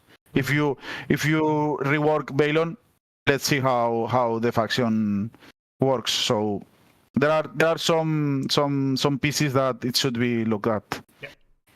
Well, it's like as you mentioned, the Night's Watch. Sometimes you have to remove something that's like a crutch in order for the faction as a whole to benefit from it. Yeah. You know, Night's Watch is going to see some buffs, we hope, in the next few patches. Yeah, I mean, look at Quarrying. It's perfect. Yeah. They changed the announced watch has ended. That I think it should be buffed, because I think it's a terrible card right now. Not terrible, but way below worse. average. Yeah, below really way worse. And they changed Quarrying as well. If Quarrying stayed like it was last season with the Nightwatch they have now, I think he will be okay at 5 points. They get rid of the super stop the ability. You know, you don't move, don't do anything, and they get rid of all the +1 movement. Yeah. And yeah, that was double nerf. I don't like the double triple tap nerfs, double triple tap buffs. I think this is too much. Maybe 1, 2. But for example, I know the Silencemen were over the top. I mean, they were insane. Yeah. But they got like 4 nerfs and 1 buff. 5 nerfs. Not 4. Triple tap to the aura and moral nerf, and they just gave the 765. 1 extra dice on the second rank. 1 extra dice, yeah. On like, the just doesn't second matter that much. and third round. Not really. No. Not really. But that was a 4 tap nerf. You know, I think they have their role, 7-point glass cannon, but you cannot do that on every unit. Like, for example, the champion of the stack always nerfs champion of the stacks, right? one plus moral and 1 less dice, and Barthen players just go crack and riot and kill everything. Set everything on fire, right? Yeah. For example, what they did to, I think the range hunter nerf was quite good. Yep. I mean, they +1 to range shooting, but they give the 764, right? Yep. It was okay. Yeah. You still have the potential to make 14 hits, 16 with John. Well, the big thing. Well, one of the things I will say, and you know this, I know this. One of the big problems when Night's Watch was so strong was the worry. You can't take a 5+, 7+ unit because you'll just get one shot by hunters. Yep. That was always the problem. I mean, hunters were my nightmare playing Greyjoys. Yeah. No way you could withstand those so many, like 18, 20, 3+ with Quarin, with John, vulnerable. It was too much. I mean, every faction or every unit that has 5+, 6+ armor were totally out of the game. Yes. At that point, that you could not play against them. And the only difference being free folk specifically just went, cool, I'll let you do all that, but I've got trappers, and I'll at least get to kill you in the meantime. And that was it. Yeah, it was the Nightwatch free fall matchup. The first who kills the other win the match. Yeah. If you roll well with the traps and he does not get killed by final strike or hidden traps, you got it. Yeah. But yeah, I mean, we came from a dark place on Dark Ages. The game is I think the game has evolved so good, and every patch, every update, I think it's making the game even better. So we will always cry, we will always we will always want nerf, we will always want our faction to be the best, but we are in a good spot right now. Yes. That's the at least at high level, that's the general opinion. Mm-hmm. It is. I mean, I guess the big one for me, and the thing that I like, is that I think every faction has competitive lists. There's not a single faction out there who I don't think has competitive lists that you would take to an event, outside of neutrals and Boltons. Bolton and neutrals as a faction? Maybe not. I think, actually, I lie. I think there is a Bolton list I quite like into tournaments. Yeah, the Ramsey list. No, I quite like. There's quite a nice. Well, Jokin is quite good, right? Yeah, I also quite like Steel Shanks. Oh yeah, the Dervishes Steel Shank. Yeah, you know where it's at. Yeah. I told my teammate that bring Bolton to play that list, but he has not played a lot. He's not an experienced player, and the list is hard to pilot. Yeah. So he was not keen to play that. But yeah, it looks funny and quite competitive. Yeah. And then I think that's the Jokin choice. Yeah, Jokin is always the best choice for neutral right now, I think. Mm-hmm. I think Ramsey's. I think Ramsey Jokin. I want to say that Roos is still competitive, but I just don't think he is.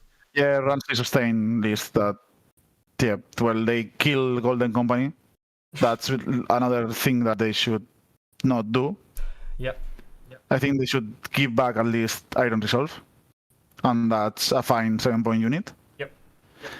But yeah, people who bought 2 boxes, 3 boxes, I mean, yeah, they were scam. No, they were not a scam, but yeah. You have both, right? You have 2 or 3. I've only got 1. You only got 1? I Yeah, I got 1. Just 1. Just 1. But yeah, I know people that have 2 or 3. I know you want to play like a Golden Company kind of lore faction list. You had to build 2 buy 2 and Golden Company elephants. Mm-hmm. Yep, that's another unit that it would be nice to see on the table. But yep. Well, I mean, there's Sadness.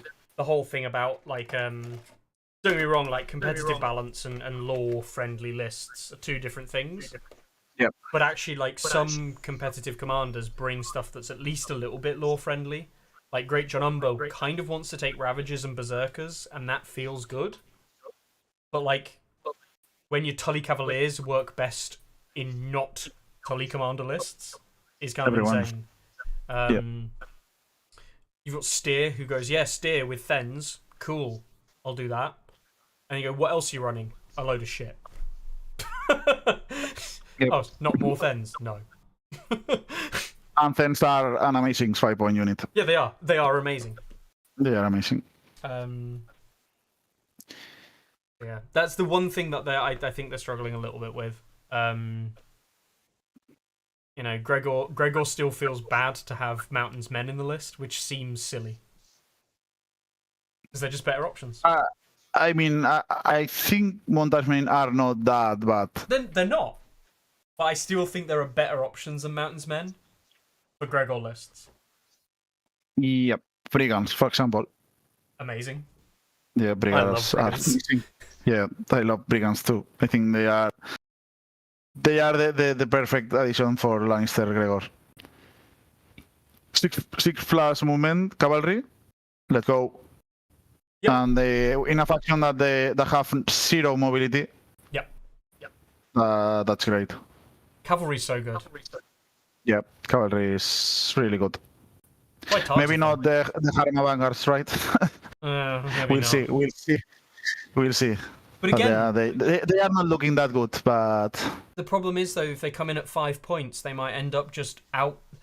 And this is always the eternal problem when you overload given points values, is that all you end up doing is compete, like the Brigand versus Mountain's Men conversation. Mountain's Men are probably better than Brigands in most combat related situations. But Brigands will just be more versatile, more useful on the board at 6 points because of that free cav move than Mountain's Men will nearly ever be. So they both cost the same amount, but one of them is just nearly always a better choice. Yes. And that's the problem when we talk about it a lot. The points granularity is so low. 40 points feels too short to balance everything. Yeah. Maybe someday they will double it or make it 100. We'll hope. We hope that, but let's not hope that high. No. Oh. But yeah, I mean, right now you cannot say, okay, this list can beat everything.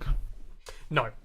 We got to this point that Styre list is incredibly good, but it's not an auto win, or it has no weaknesses. It has its weaknesses. There are few, but you can exploit them. Mm-hmm. Greyjoy Amber has his weaknesses, Eddard has his weaknesses, Greyjoy has weaknesses, Drogo has weaknesses. I think there's no man's list, no author list, no, I don't know which one was Maramir list. Maramir. Yeah. Every list has his weaknesses, but it's true that not every faction has the tools to beat all those lists, unfortunately. But we are working on that, right? We'll see. We'll see. We will see. Right. Should we talk about your next event that you're looking forward to, which is the event in they Barcelona? asked me to talk about that. Yeah. Yeah. So there's the second GT Barcelona. It's 12th of May. It's the same place that we did the last one. Mm-hmm. So it's capped to 24 players. Okay. We could upgrade and bring more people if needed, but that's the size that the venue can hold. Maybe we can bring more players, but it depends on the people attendance. But yeah, it's going to be it's there. It's translated. That's individual. 40 points to list with the battlefield layouts, the new terrain. Okay. Which I think it's interesting to test because it's like kind of random but close randomized pool. Yeah. Which helps and hurts some lists. If you don't control the terrain, it kind of changes a little bit the list building. And I think that's interesting. Yeah. And it's going to be standard Swiss. Yeah. I think it's not set up like definitive rules, but I think those will stay. Maybe they will make it's on the right side. It's 6 rounds and final top two final. Mm-hmm. Okay. And yeah. That's interesting. So 6 rounds and then a 7th, basically. 6 rounds and only the 2 top players will play recorded game and maybe stream. The last year we recorded, but we did not do a live stream. We will try to stream and to record some games because it's good if you want to follow the event. If you cannot come, of course, everyone is invited. And not only Spanish player, everyone who is in Barcelona or wants to visit Barcelona because it's in Barcelona. Yeah. If you want to sightseeing the city and play some Masoya games, you are free to and welcome to the tournament. And yeah, if you want more info, we have a WhatsApp group and a tournament. I don't think we don't have a Discord, but you have there formulary and you can fill the drive when you have all the rules right. Any question you can if you want to ask any questions you can DM me or try to contact me and I will help you as much as I can. If you are from other country, you are free to come. Yeah, that's the rule. I think that's the table schedule and some rules. I'm sure. And yeah. They are reduced. They're producing in English and French, I believe. Yeah. English 100%. English. I don't know if I think they will. No, it's Catalan, Spanish, and English. Yeah, Catalan, Spanish, English. Yes. Okay. Yeah. Okay. Yeah. So yep.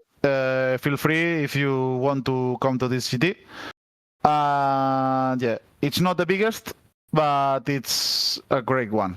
So yeah, I probably will be playing them because I'm living right now in Barcelona. So that's the easiest GT I can go. So yeah, probably 90% I will be playing the tournament. So if you want to come and try to beat me, you're welcome. Challenge. I think that might be a challenge.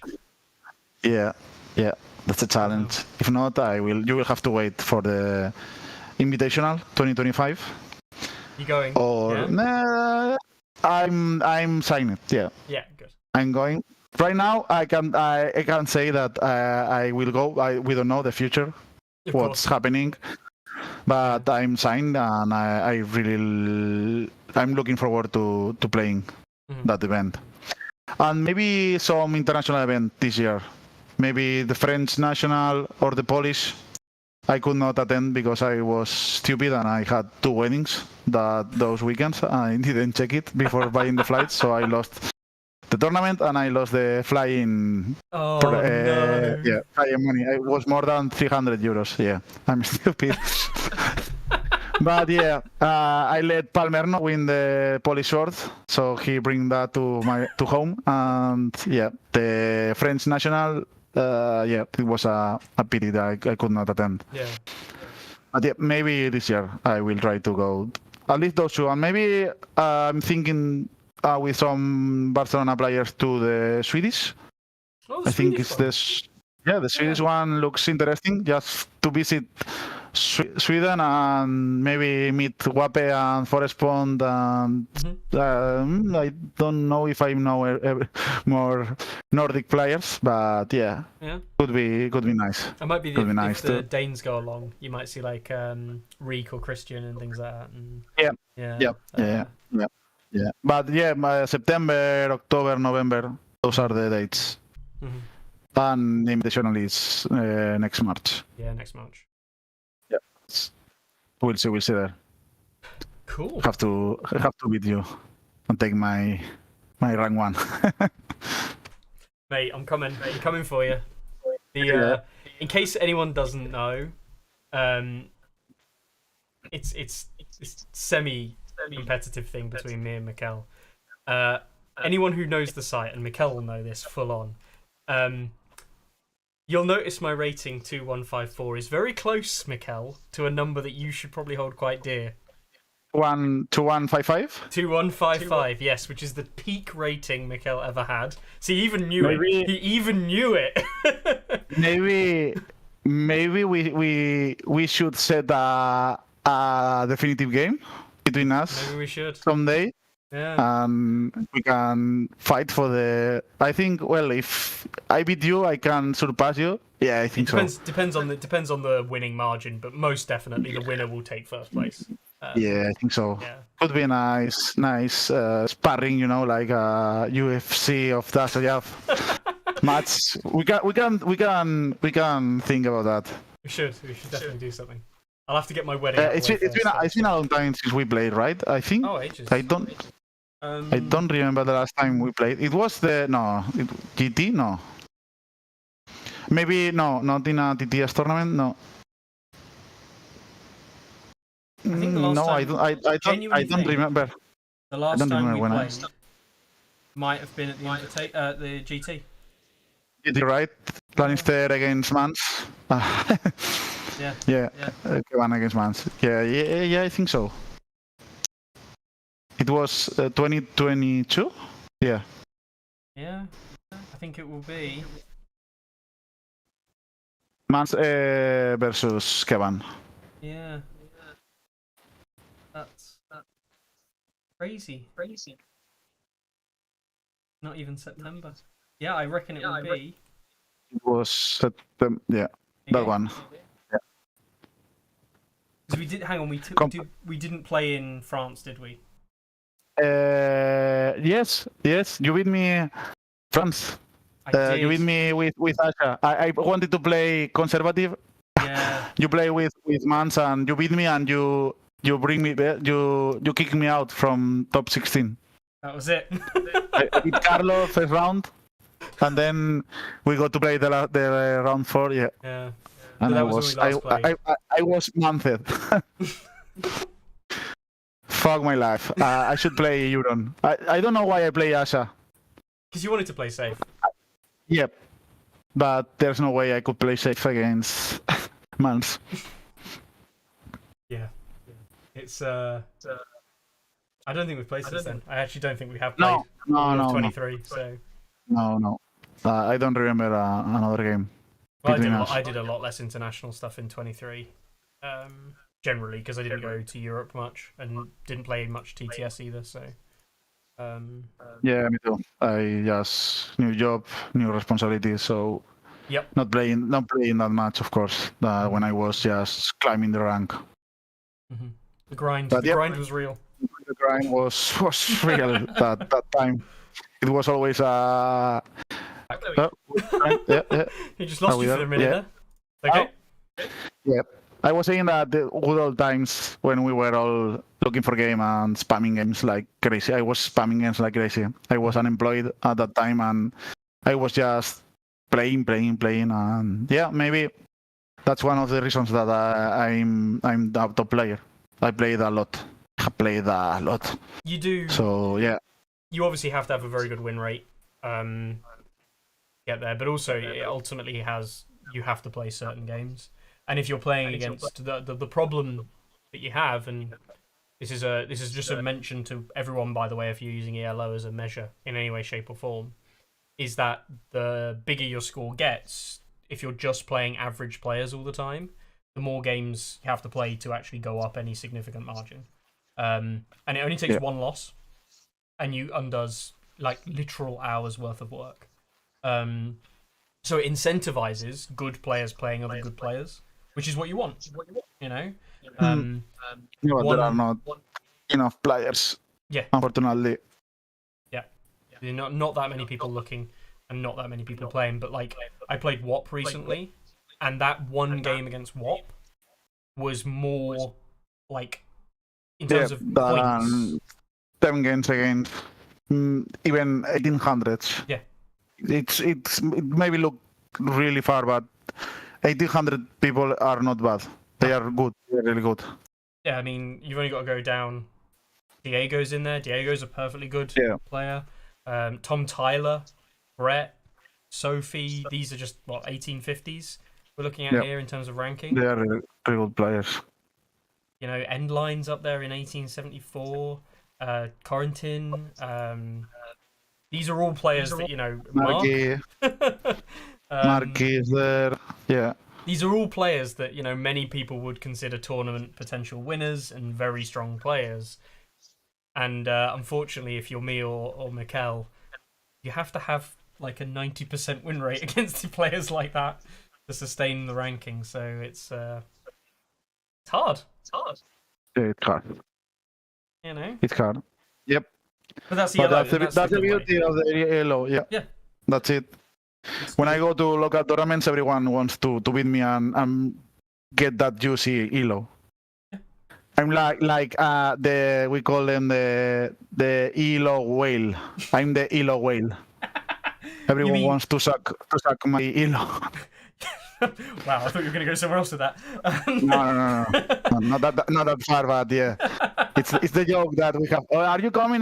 Yes. Okay. Let's try to gang up him and suck that ELO.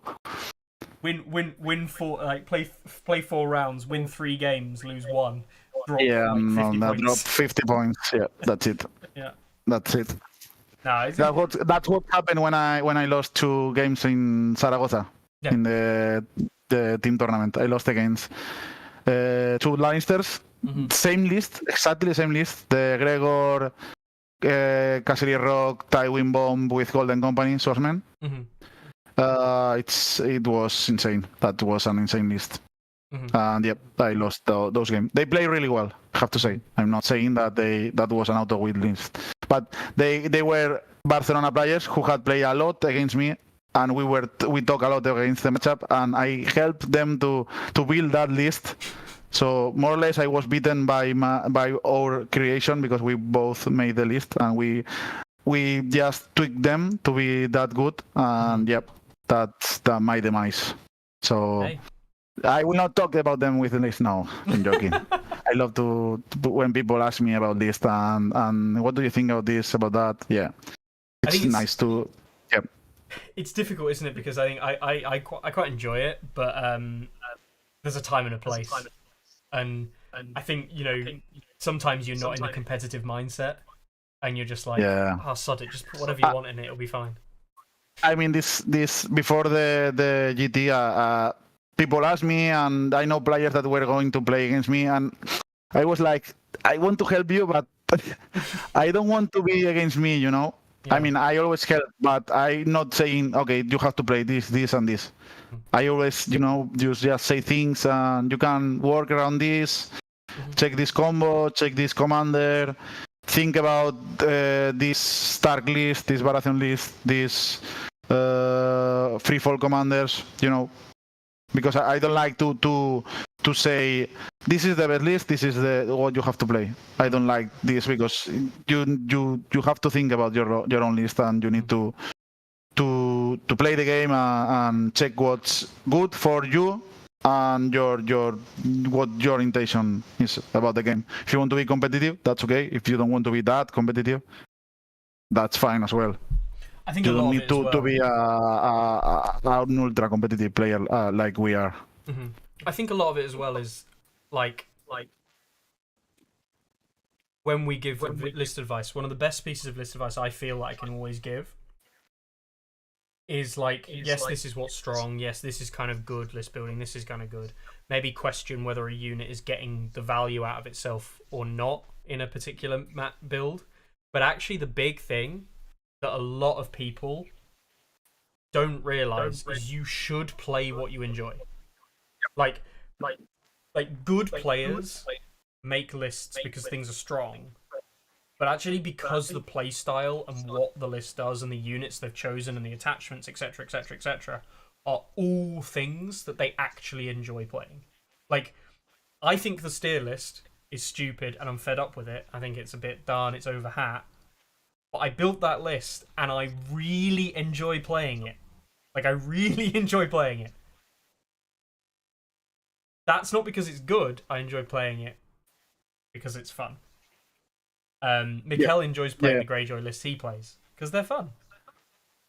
Yes, they're fun. I really enjoy. I will never get bored playing with Greyjoys. No, I don't know why, but I feel like I love them. Yep. You know what? It's when you pick up another faction and you feel. I've been doing it a little bit with a lot of factions, and you've probably done the same when you did Lannisters as well a few years ago. You pick up the faction and go, you know what, I'm going to do really well with this. I'm going to try and do some really good lists.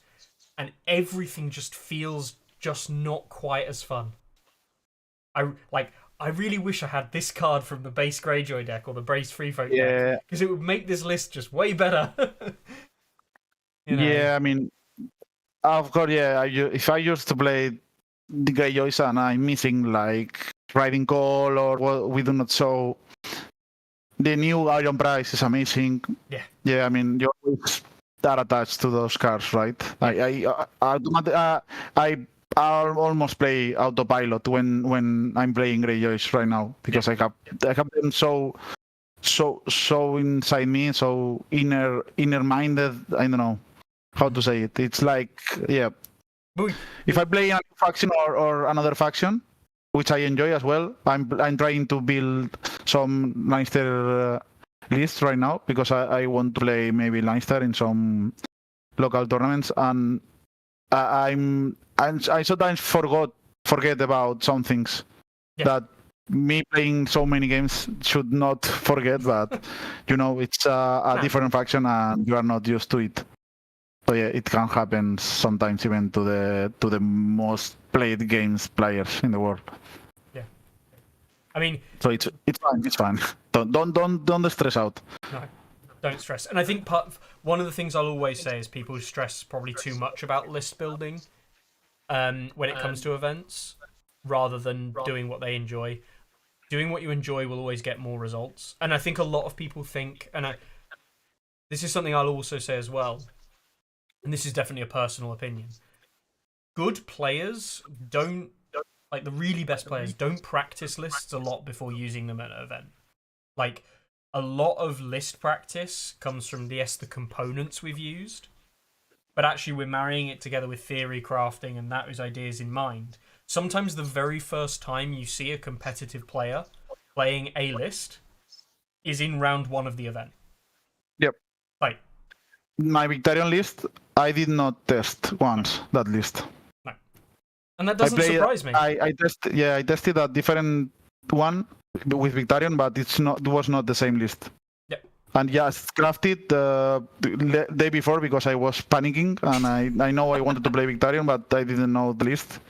I just checked something, I tried to guess what are my opponents doing, and I end up with that list that it works for me.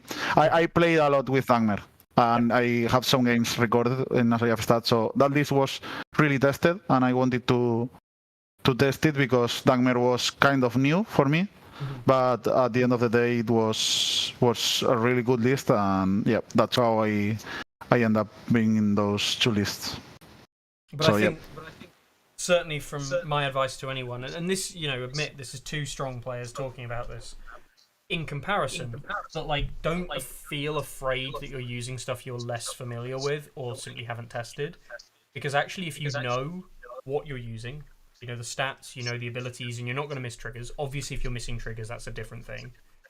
But if you know what you're using, but you've never tried this particular list layout or anything like that, just do it anyway, because if you know the faction well enough, if you enjoy what the list does well enough, then you'll enjoy the games and you'll probably win more, even though you're using something which is objectively seen as weaker. And I think that's what's really important, is that if you enjoy something and you like something, you're actually less likely to make mistakes. And mistakes is what wins and loses games, not necessarily list building on its own. So enjoy the game. Yep, that's the number one tip and advice. Don't play if you feel like you are stressed or you are just ranting and complaining about the game. Just chill out, stop playing, or try to swap factions. I don't know.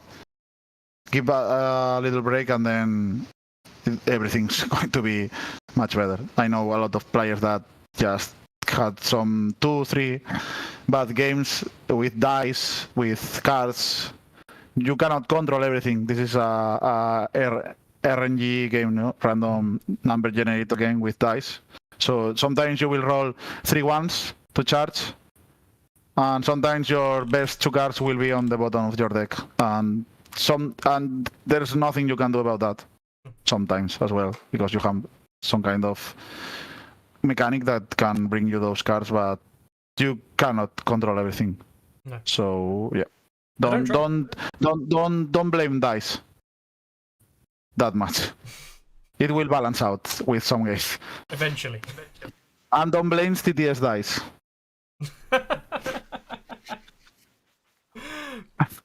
On that note, with not blaming dice, let's run through the tournaments coming up this weekend. We've got an event in Russia. Again, I'm not going to read it. It's there.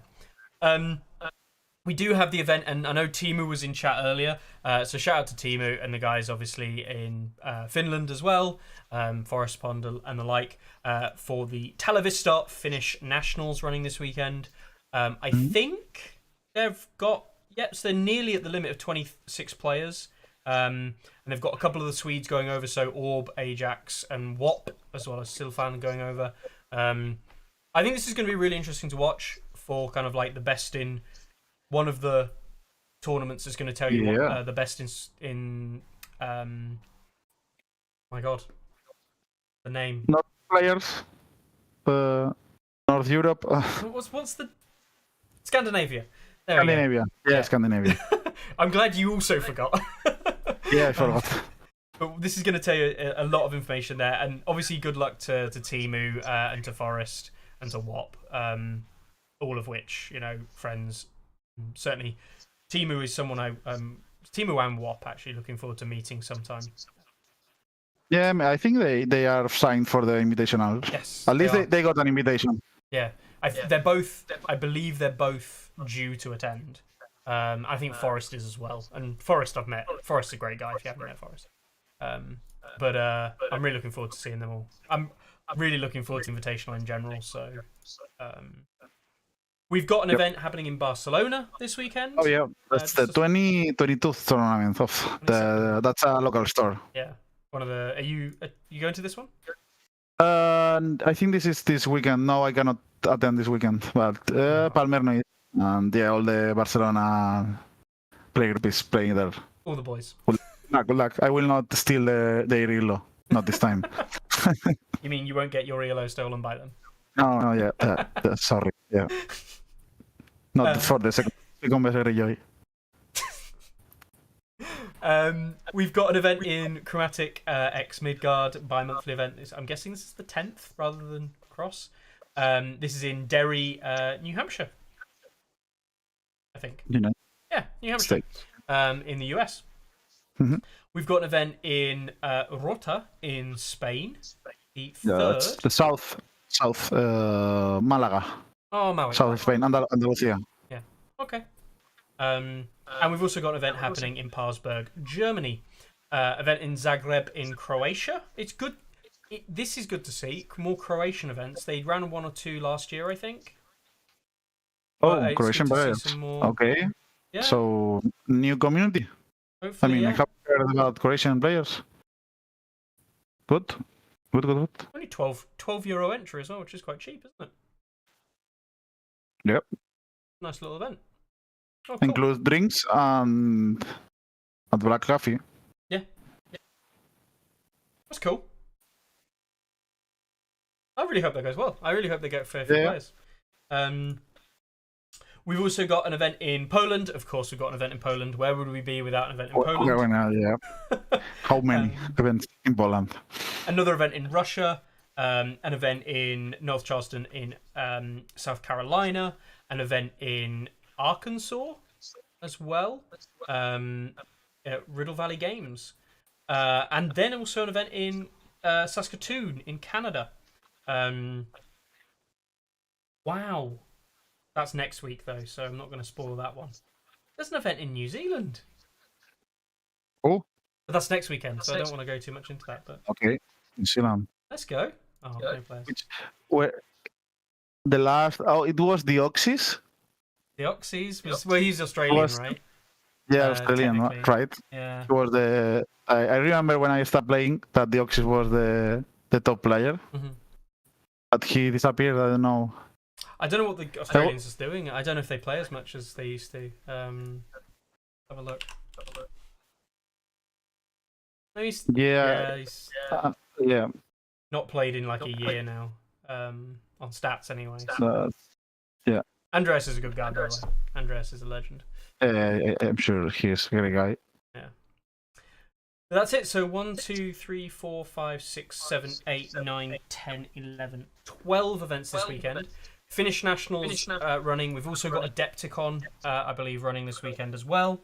So check that out. Adepticon obviously is. I don't think it is on here. I can't remember. No, they are. I think they are doing with the page, right? Oh, yeah, it's right there. But it's next. It's not this weekend. It's next weekend. It's next week. Yeah, next weekend. Yeah. So this weekend it's Finnish Nationals. Next week we've got Adepticon plus a couple of other bits, including the big Polish team tournament happening. I believe is soon. April. I think it's April. And Lowlands as well. Lowlands is next weekend. The team tournament's the weekend after, right? I can't remember. Yeah. Yes. The big team tournament is, I think, first week of April. That's right. So it's all happening though towards the end of this month. Lots of big events. So check out the Finnish Nationals this weekend, as well as any locals. Any final words from yourself, Mikel, before we sign out? No, it's been a pleasure to be here again. Always. Yep, just play the game, enjoy, and bring your friends and your local community to play this game. At least try it once. I think they will try and they will stay. Yeah. That's what I always said. Yeah. If you play 1-2 games, it's a blast to play this game. Yeah. Completely. That's agree. it. Yep. Fantastic. Right. Well, thank you very much for everyone who's tuned in and watched us today, and I hope everyone's enjoyed it. And Mikel, thank you very much for joining me again. And yeah, we'll see you all next time, I guess. Bye. Bye. Ready? Aim! There's too many. Anyone see my mammoth? Stop me!